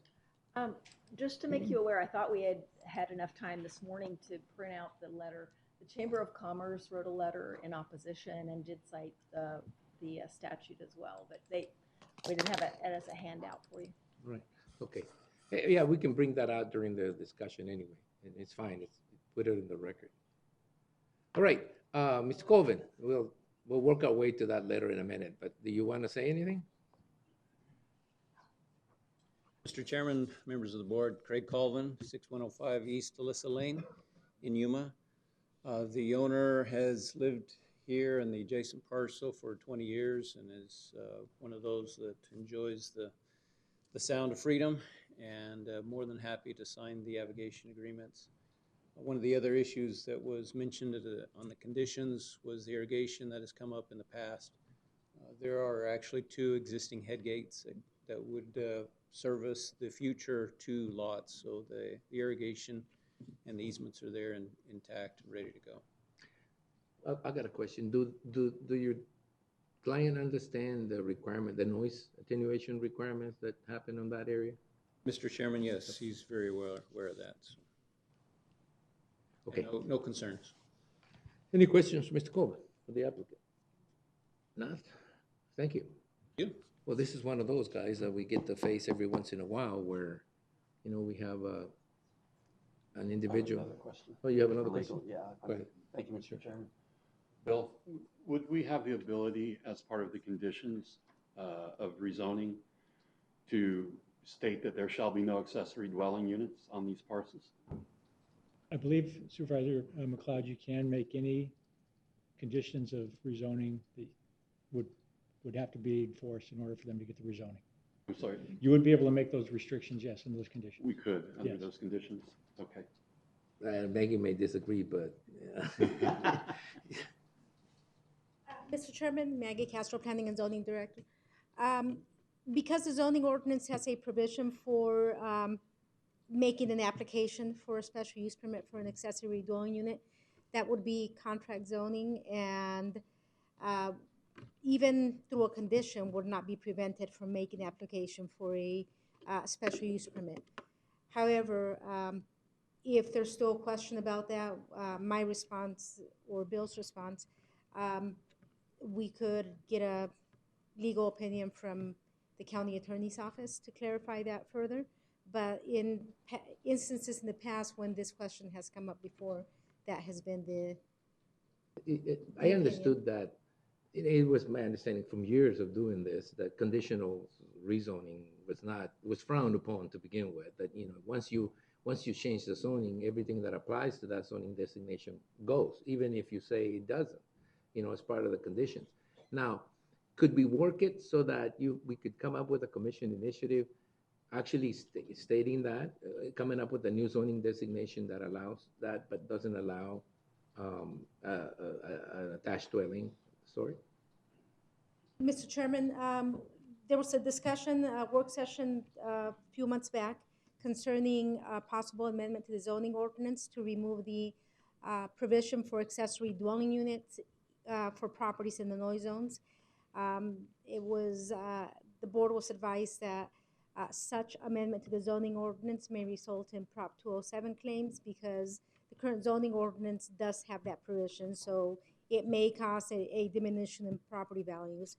However, coming up with a new zoning district that does not have the provision for an accessory dwelling unit might be an option. So I can I see what you mean. I can start drafting some language and submit it to legal counsel for review, and then eventually bring it to the board for your Right. So consideration. your tact is, instead of prohibiting something, just simply not allowing it. You know, creating a zoning designation that doesn't have that in it. Correct. Okay. All right. Well, I think that what we're looking forward, and I'm really looking forward, is to a situation where, you know, some of these things are more defined so that people don't come up and ask for things that really puts us in a situation where we have to choose between an advice from the Marine Corps Air Station, which is pretty clear. They follow what they think is, you know, the rule of law, and they follow what they think is the best for the air station, which I think is great and it's fine. And we've enjoyed that relationship for a long time. Even when we disagree, we tend to disagree and move on. The problem is, I think we need to let people know, look, don't come to us and ask us for that, because you're not going to get it, type of thing, ahead of time. Even if they come and ask, we need something to base our decisions on that is pretty explicit. And it doesn't lend itself to interpretation, either by legal or by anyone else. It's just simply written in the regulation. So if you could work on that, it would ease, maybe not this one, but the future ones, you know, from having that particular concern happen, okay? Is that direction? Is that good direction? I think so, yes. I agree with you, Mr. Chairman. Thank you, Maggie. Would what you're proposing be able to apply to these 2 lots if this were to move forward? Mr. Is that the Chairman, plan? Supervisor McLeod, that would be entirely up to the property owner. It would be an additional zoning district that property owners would have the option to apply for. They could choose a new zoning district, or they may choose to move forward with the existing zoning districts that we have in the zoning ordinance. Yeah, it's to give us an addition. We as staff cannot prohibit somebody from requesting a specific zoning district. Yeah, I get it, but I think it'll become very clear that if you pursue a rezoning that has that kind of a loophole, as it's been called, it put us in a situation where we have a reason to actually say, look, if that's what you intend to do, or if that's what you want to, or may want to do in the future, we're not looking at that, we're looking at that negatively. It's just an additional reason, and I think that's what we probably need. As time goes on, we need to make sure that this encroachment situation it's handled in a way that people know ahead of time. Look, if it's an uphill climb to begin with, but if it's in the regulations, it's almost an impossible climb. And that, to me, it's important because I see this going to happen because there's a lot of growth happening. It didn't happen for years because there was no real expansion. But now with all this new construction going on, it's bound to happen again and again and again. And I'd really like to have a better tool than simply try to use conditional zoning, which is in this case what Supervisor McLeod's asking. Let's rezone it with certain conditions on it, which is that you can't do this, that is allowed already under regulation, which will be conflicting provisions. That puts us in a situation where, it's like letting the applicant know we're not looking at this really positively, but you can do it if you want to, and that's just kind of difficult to reconcile. Any other questions, guys? Any more questions? Any comments? Maggie, Mr. Colvin, I think wants to say something. And I always like to remind people, when you're ahead, you be careful. Mr. Chairman, can you take it back to the lot split Mr. Rubio, site plan? Can you move the lot split site plan back? I guess there's just one concern as far as the language that might come up for a condition. Accessory dwellings versus accessory buildings on site.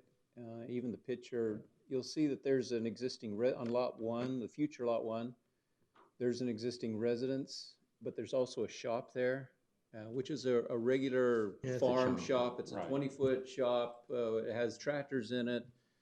We just want to be careful because it's an existing situation. Maybe not allow residents, think we all know. But we have in this area, there's lots of shops and lots of tractors and that utilize those kind of not dwellings, but buildings, accessory buildings. Yeah, I think we understand that that's, I don't want something illegal that's existing there. That's right. No, it's fine. No, we understand. I mean, at least thank you for bringing it up, but I think we all know what we're talking about. We're talking about additional dwellings where people can stay, even if without a kitchen. All right. Any other questions, guys? No, just a comment, I guess, is that, I was asking those questions because we want to meet you maybe halfway here, right? I understand that it could go from 1 to 4, so we'd want to prevent that. But having gone out there and toured the area, the chairman is right, that horse left the barn in that area a long time ago. There are a lot of homes right there, all within the 65 dB. Very nice neighborhood.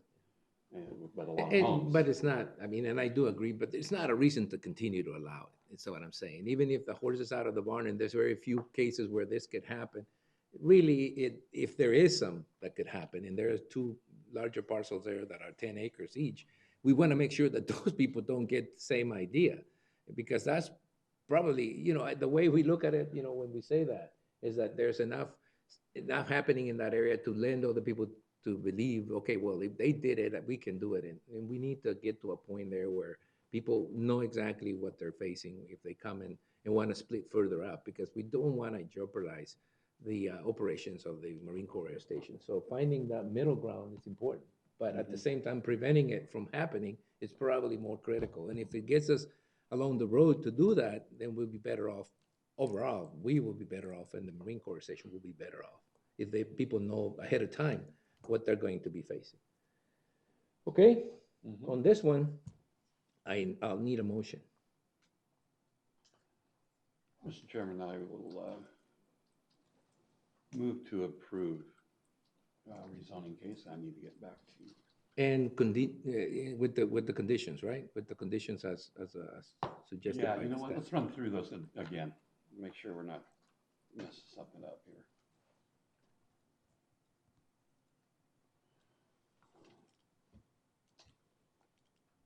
Chairman Reyes, the conditions are the ARS 121134 waiver, the following disclosure statements: agricultural, navigational, infrastructure, and a schedule for development disclosure statement.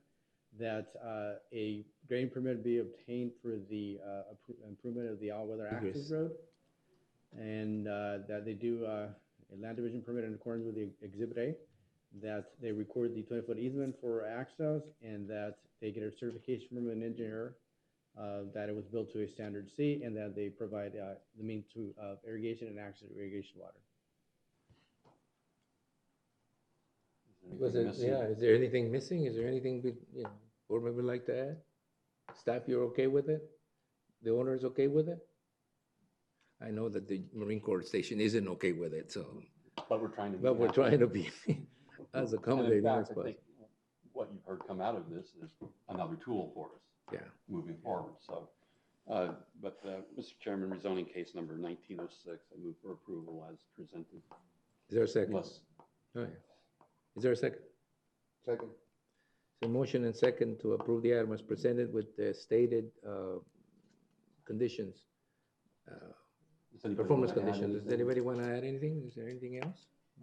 I just, what you were saying with Maggie, we need to get something into place to curtail this, any accessory dwellings, and because these are going to keep coming before us, and looking at the area around there, there's a lot of fields, there's a lot of alfalfa, which is opportunity to sell and continue to grow in that area. So we've got to come up with something.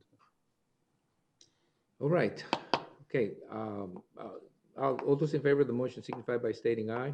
Aye. Aye. Aye. Anybody opposed? Motion carries.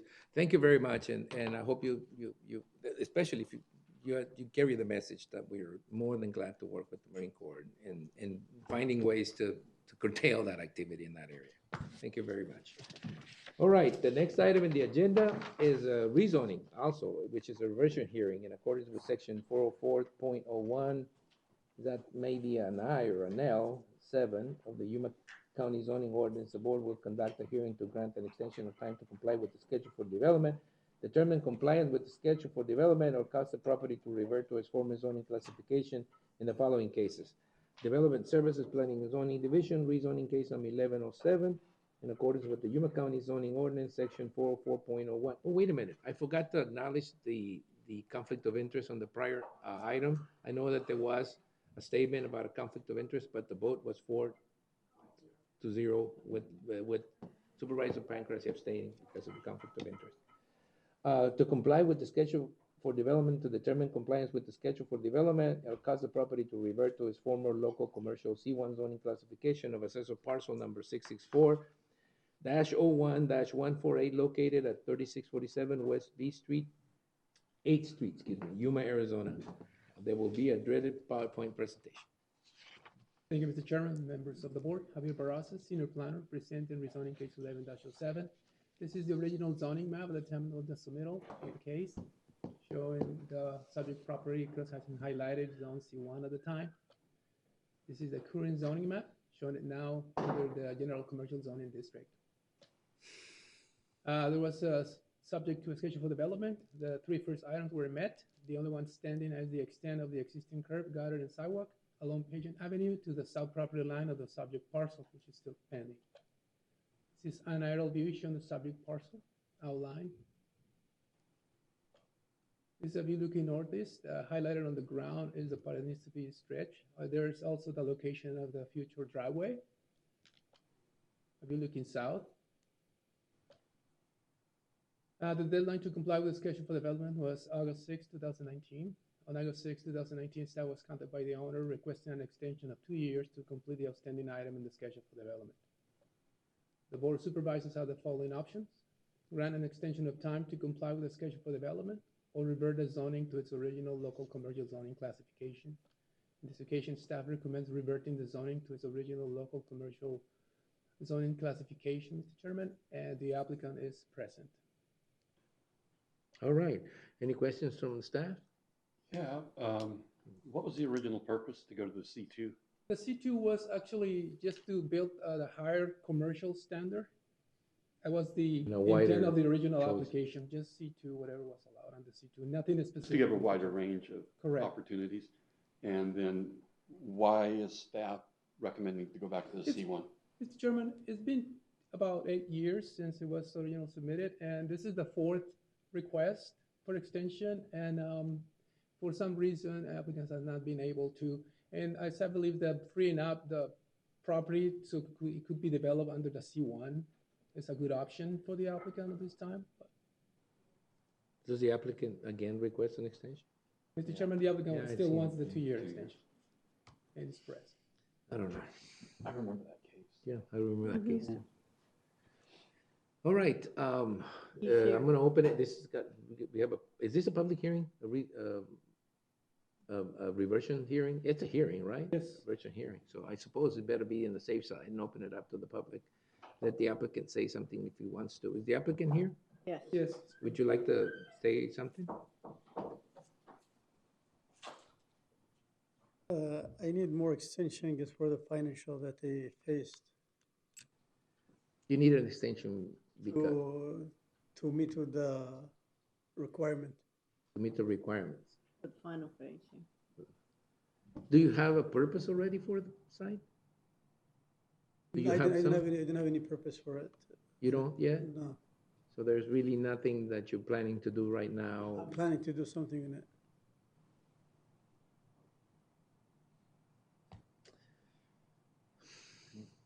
All right, look, as a developer of land, I mean, there's really, you try to make as much, to give as much leeway to people who want to do something with their property.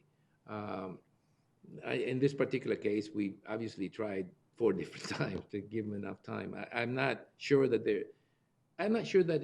that anything is really served by us, not giving an extension as opposed to just simply allowing the owner to proceed.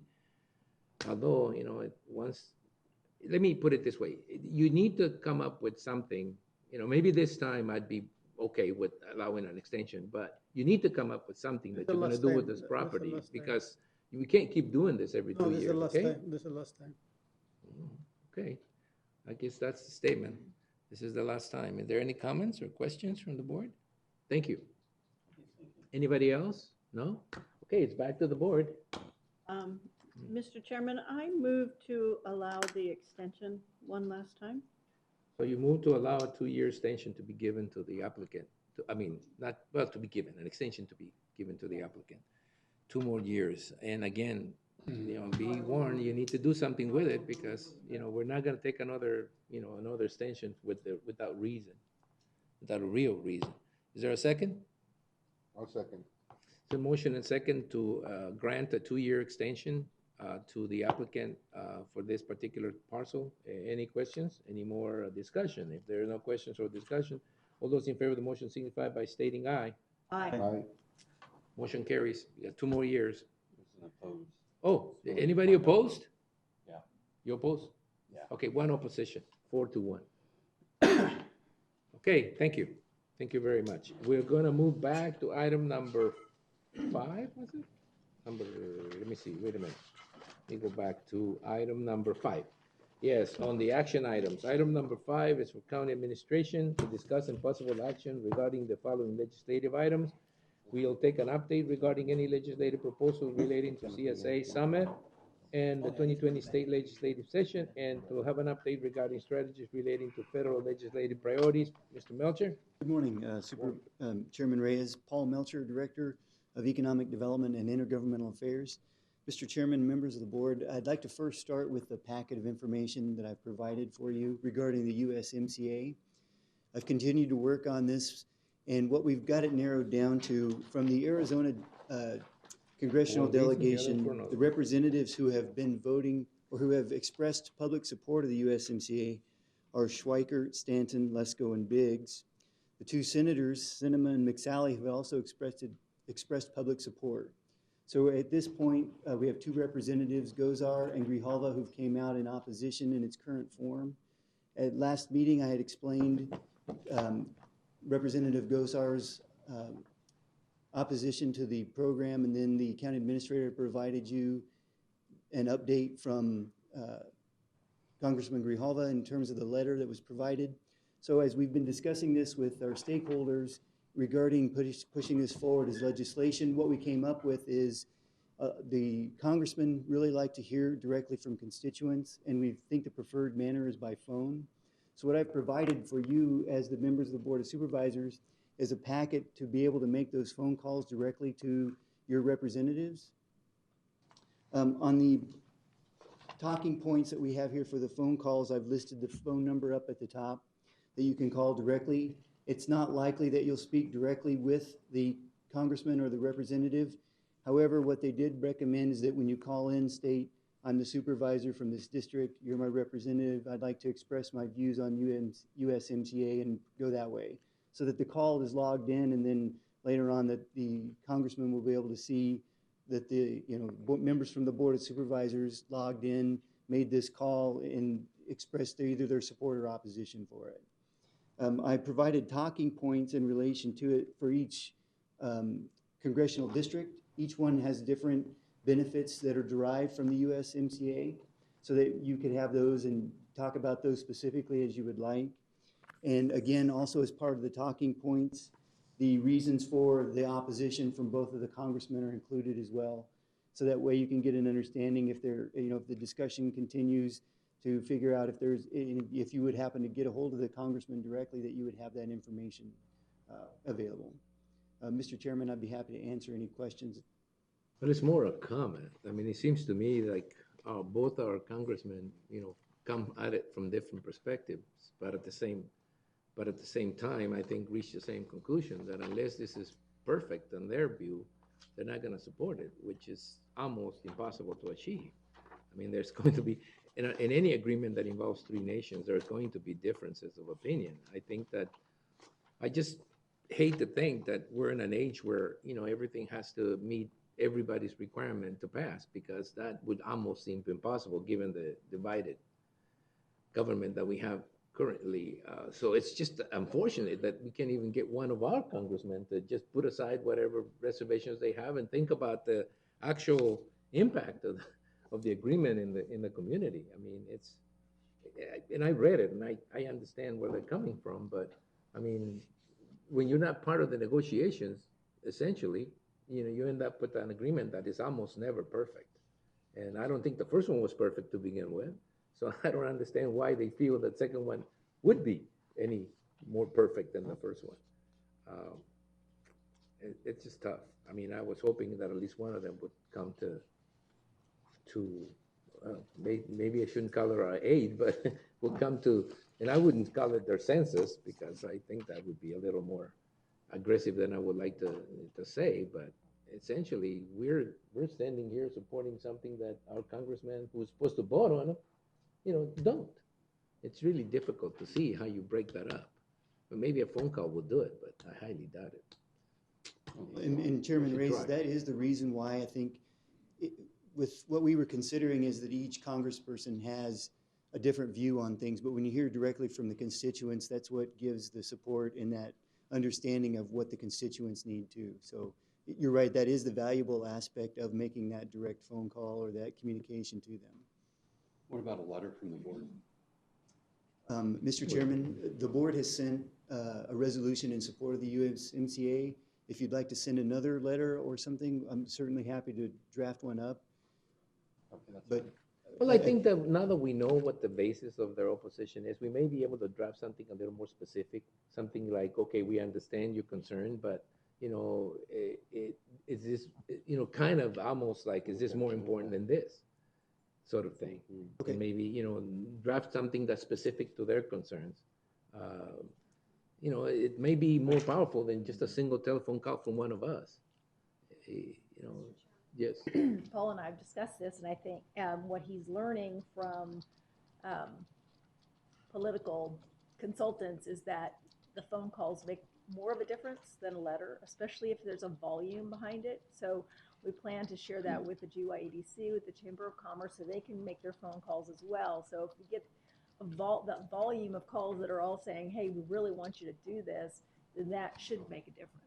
All right. Well, I don't think one is exclusive of the other. We can still send the letter yeah. and make the phone call. I mean, you know, Both. I think that phone calls from different entities are obviously, you know, especially if we start breaking it down into individualized calls from different entities, it's going to have an impact in terms of the numbers. But essentially, you know, I think a letter from all of us, both sides of the aisle, you know, sometimes, you know, it shows that there's unity even between people who somehow may disagree on some things about the importance of this trade agreement.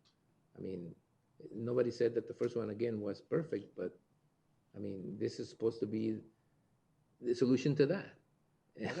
I don't think, they don't have the ability to modify the.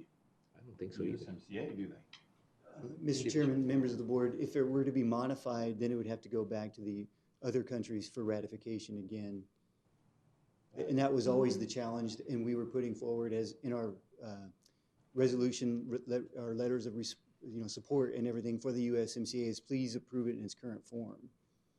I don't know, it's hard for me to gauge how difficult it would be to go back and get ratification, but there's no clear path forward for Canada yet either, considering, again, elections coming up here this month in October. So it's just one of those aspects of approve it now in its current form. Mexico has approved it in its current form, and then see if Canada's ready to do the same.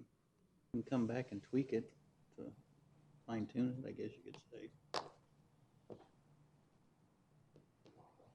Well, again, revoking a whole section, dealing with the particular issue that Congressman Gozar is talking about, it's, you know, Canada, you know, Mexico. I mean, it may be something that, well, I understand. I understand what he's saying. He's saying once you codify it between the three countries, he'll take the three countries to decodify it. But removing it or supplanting it with something else will require the same amount of effort. You know, so what's the point here? The point is maybe the United States could work on something that takes a different tack and actually solves the problem internally, as opposed to trying to solve the problem between, you know, in a joint effort between three countries. It seems like this is a trade agreement. I think that it probably needs to be more, I don't know. I mean, look, it's getting into a discussion I really shouldn't be having. Maybe I should be having it with him, with Congressman Gozar. Phone call. Yeah, that phone call. All right, okay. It came full circle. I got it. All right. Just to give it the same amount of attention to Congressman Grijalba, his issues are a little more trickier than that too. But again, I think that both of them need to come to the table and understand that this isn't a perfect agreement by any, you know, stretch, especially looking at there's 435 members of Congress, last time I heard. And I mean, every one of them probably has a different thing that they don't like or a different thing they'd like change. It's just getting them over the hump that seems to me, you know, the goal here. All right, thank you. It is encouraging when you look at the overall Arizona delegation to see that the majority are in favor. So, just not the ones representing us. Kind of tough, isn't it? If to think about it, they're both in the opposite ends of the spectrum, so you know, you kind of figured, okay, well, I mean, somehow we got to get our members to the middle. Okay, what's next? What's the other stuff? Let's look Mr. at the Chairman, local that's all I have for the federal and the state. Obviously, we're not to the state legislation portion yet because we haven't, hasn't started yet. But you had mentioned some questions that you might have about the CSA meeting coming up.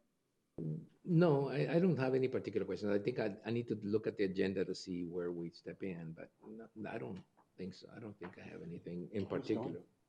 Who's going? I'm going. Who's going? Two? You going? No. You're not going? You're not going?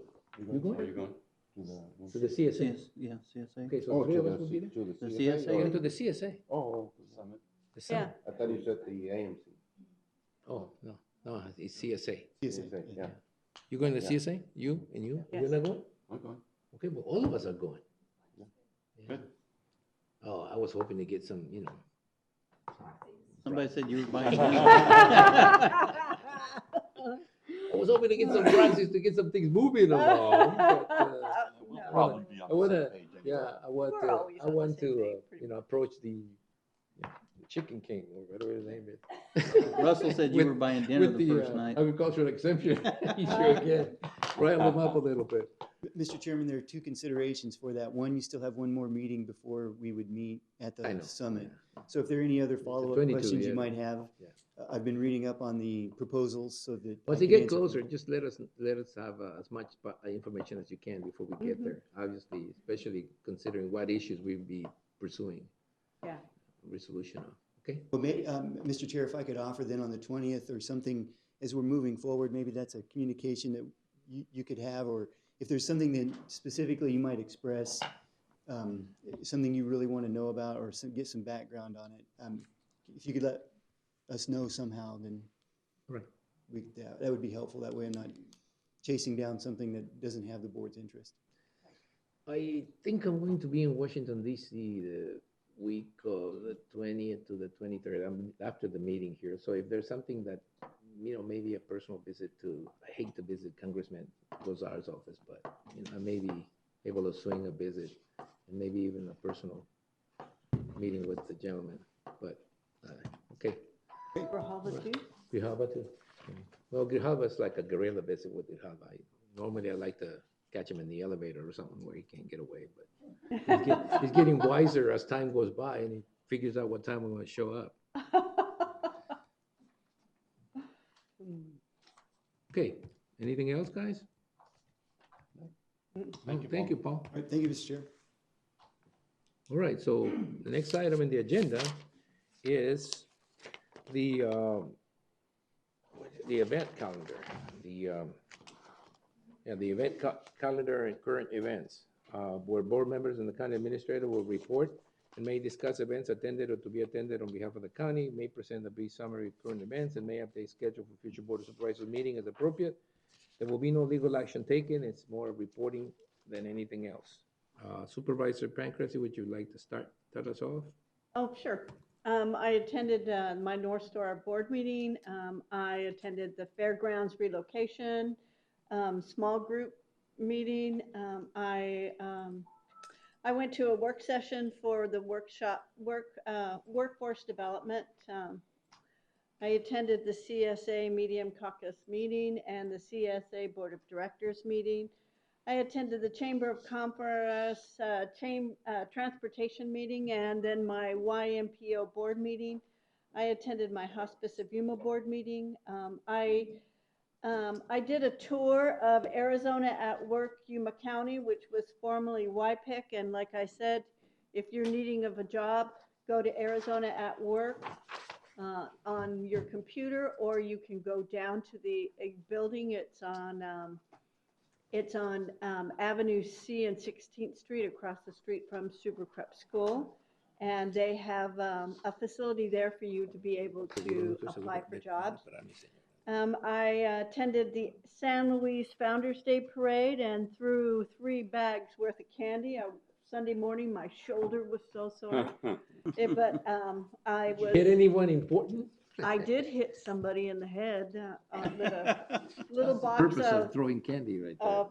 a little box of Milk Duds. Yeah. Accidentally. Yeah, you pick So, someone you don't like and you use the opportunity. I didn't even know who he was. It was an accident. So That's what I say all the time. It's always an accident. I don't know who that was, but I hate him.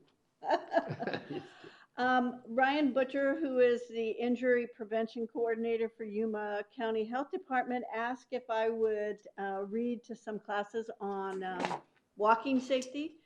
So I read to 11 classes, 7 at Gary Knox and 4 at Alice Byrne. They were kinder and first grade classes. And I read Clifford Takes a Walk, and we talked about walking safety. I had a blast. It was so fun. Yeah, I know. I met your husband at Sam's Club who was doing all the shopping because you were reading to kids. Yeah, I got the earring.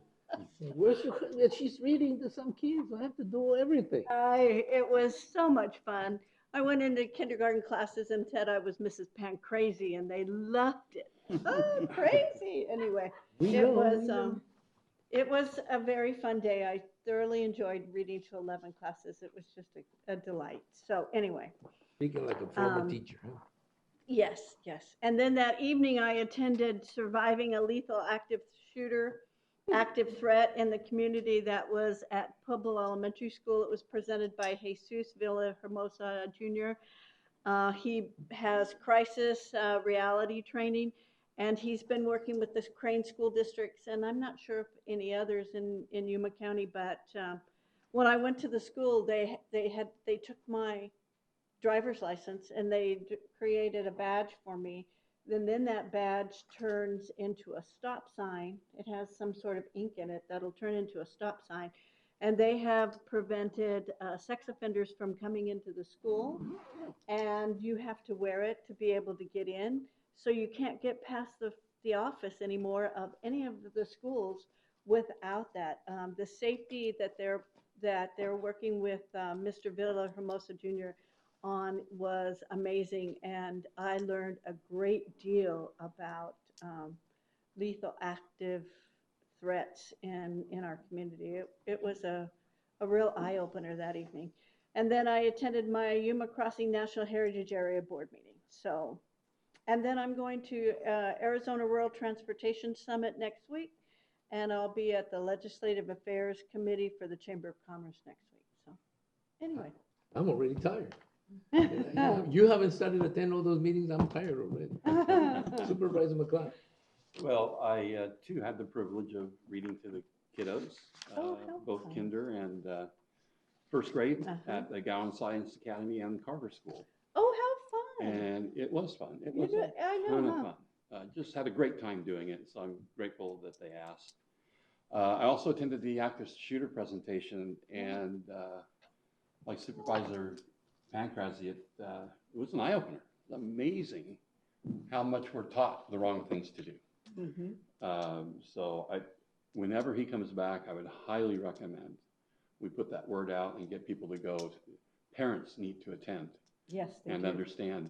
One of the school shootings, ambulances full of dying kids couldn't get out because all the parents rushed in and blocked the roads. How terrible is that? You do not go to the school when there's an active shooter. That's the instinct, right? But you have to know not to do that. Another one was delayed by about 2 to 3 minutes because a parent beat the police there. Well, they didn't know. They could tell by his actions, he didn't really belong there. But he tried to tell him, I'm a parent. Well, they don't know that. Took him 2 to 3 minutes to wrestle the guy down and get him handcuffed while they should have been going in. In the meantime, gunshots were going off. So, people, the instinct isn't necessarily what you should do. And much, much more information. Oh, yeah, much more. I sat in the back figuring, okay, 6 to 8. I'm tired. Around 7:30. Not at all. After 8 o'clock, I was sitting in rapt attention the entire time. Me too. Great presentation, fabulous information. Mm-hmm. Also attended the CSA meeting, County Supervisors Association, and the Arizona Commerce Authority. Comment before we go to Supervisor Simmons, but as a comment, could we get, Channel 77, maybe we need to have that on a website. I mean, that seems to be the kind of information that we could cycle into our program. Even if we have to interview one of the supervisors to talk about it. I mean, some of those seem to be common sense, but that's the last thing that applies when things like this happen. Yeah, and they're not going to let you pick up your child from the school. That's either. right. No. They're going to bus them to another location. The school is closed down when there's a threat like that. But he did a presentation at Centennial Junior High, and with the kids, and then they did a simulation that day during passing period, which is the first school district in the nation that he's worked with that has been willing to do it during the passing time instead of when the kids were in class. So it was Crane is doing a huge job of prevention. All right. Well, like I Yes. said, maybe it's something we ought to pick up as one of those public service announcements that we could highlight in our channel. Right. I'm sure that they made a video of it that we may be able to borrow. And just a comment on that, it's like you said, it's just instant by parents to rush. You rush in. But the majority of the times, the parents know first than than the police because Because of of the the kids cell having phones, yeah. phones. So the first thing they do was call their parents. Instead of So, 911. Yeah, well, So- and that was the other thing. That was and another that's- thing. Don't use your phone. Don't Well- make a phone call, text, Yeah, because well, no, I mean, the text texting, but yeah, messaging you takes text. up a fraction of the bandwidth and the Mhm. cell towers crash Yeah. when every student starts But I calling mean, home. kids text their parents, and the parents rush. I know. Yeah, so it's a matter. But they it's have education. they have 3 or 4 relocation places where the kids are taken to, Mhm.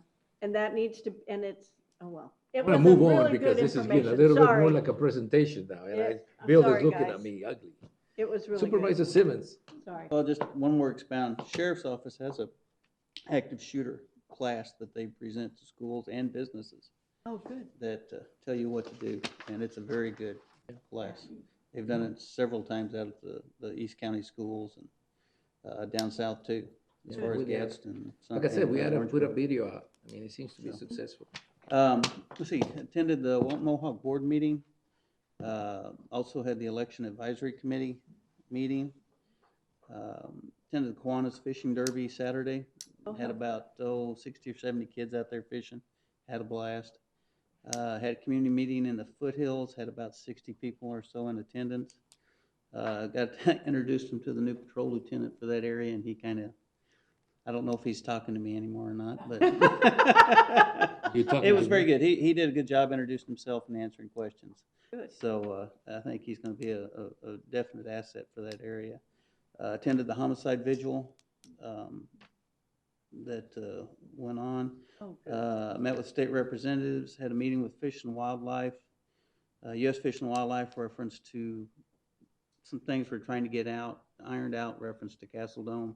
It's mainly something they're handling. I'm just kind of there if they need a little bit. Had several meetings with different people in the East County area with some issues that we're trying to work out. Met with Shannon Johnson, the superintendent at Mohawk School, referenced their ongoing problems, trying to do what we can with that. Yeah. Attended the Kids at Hope concert. I was wanting to go. So did I.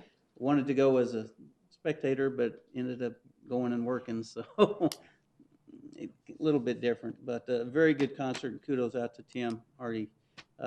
He does a Yes. really good job with that over there. I attended that as well, and kudos. It was very well attended, and the Gwynn sisters did an amazing job as well as everyone else. It was really a good time. That's all I got. Supervisor Borges. Little did I know when I started this is going to be the longest item in the agenda. I'm sorry. I'll be short. That's okay. Take your time. Take your time. I attended the YMPO meeting, and also I've been attending the census meeting. I think,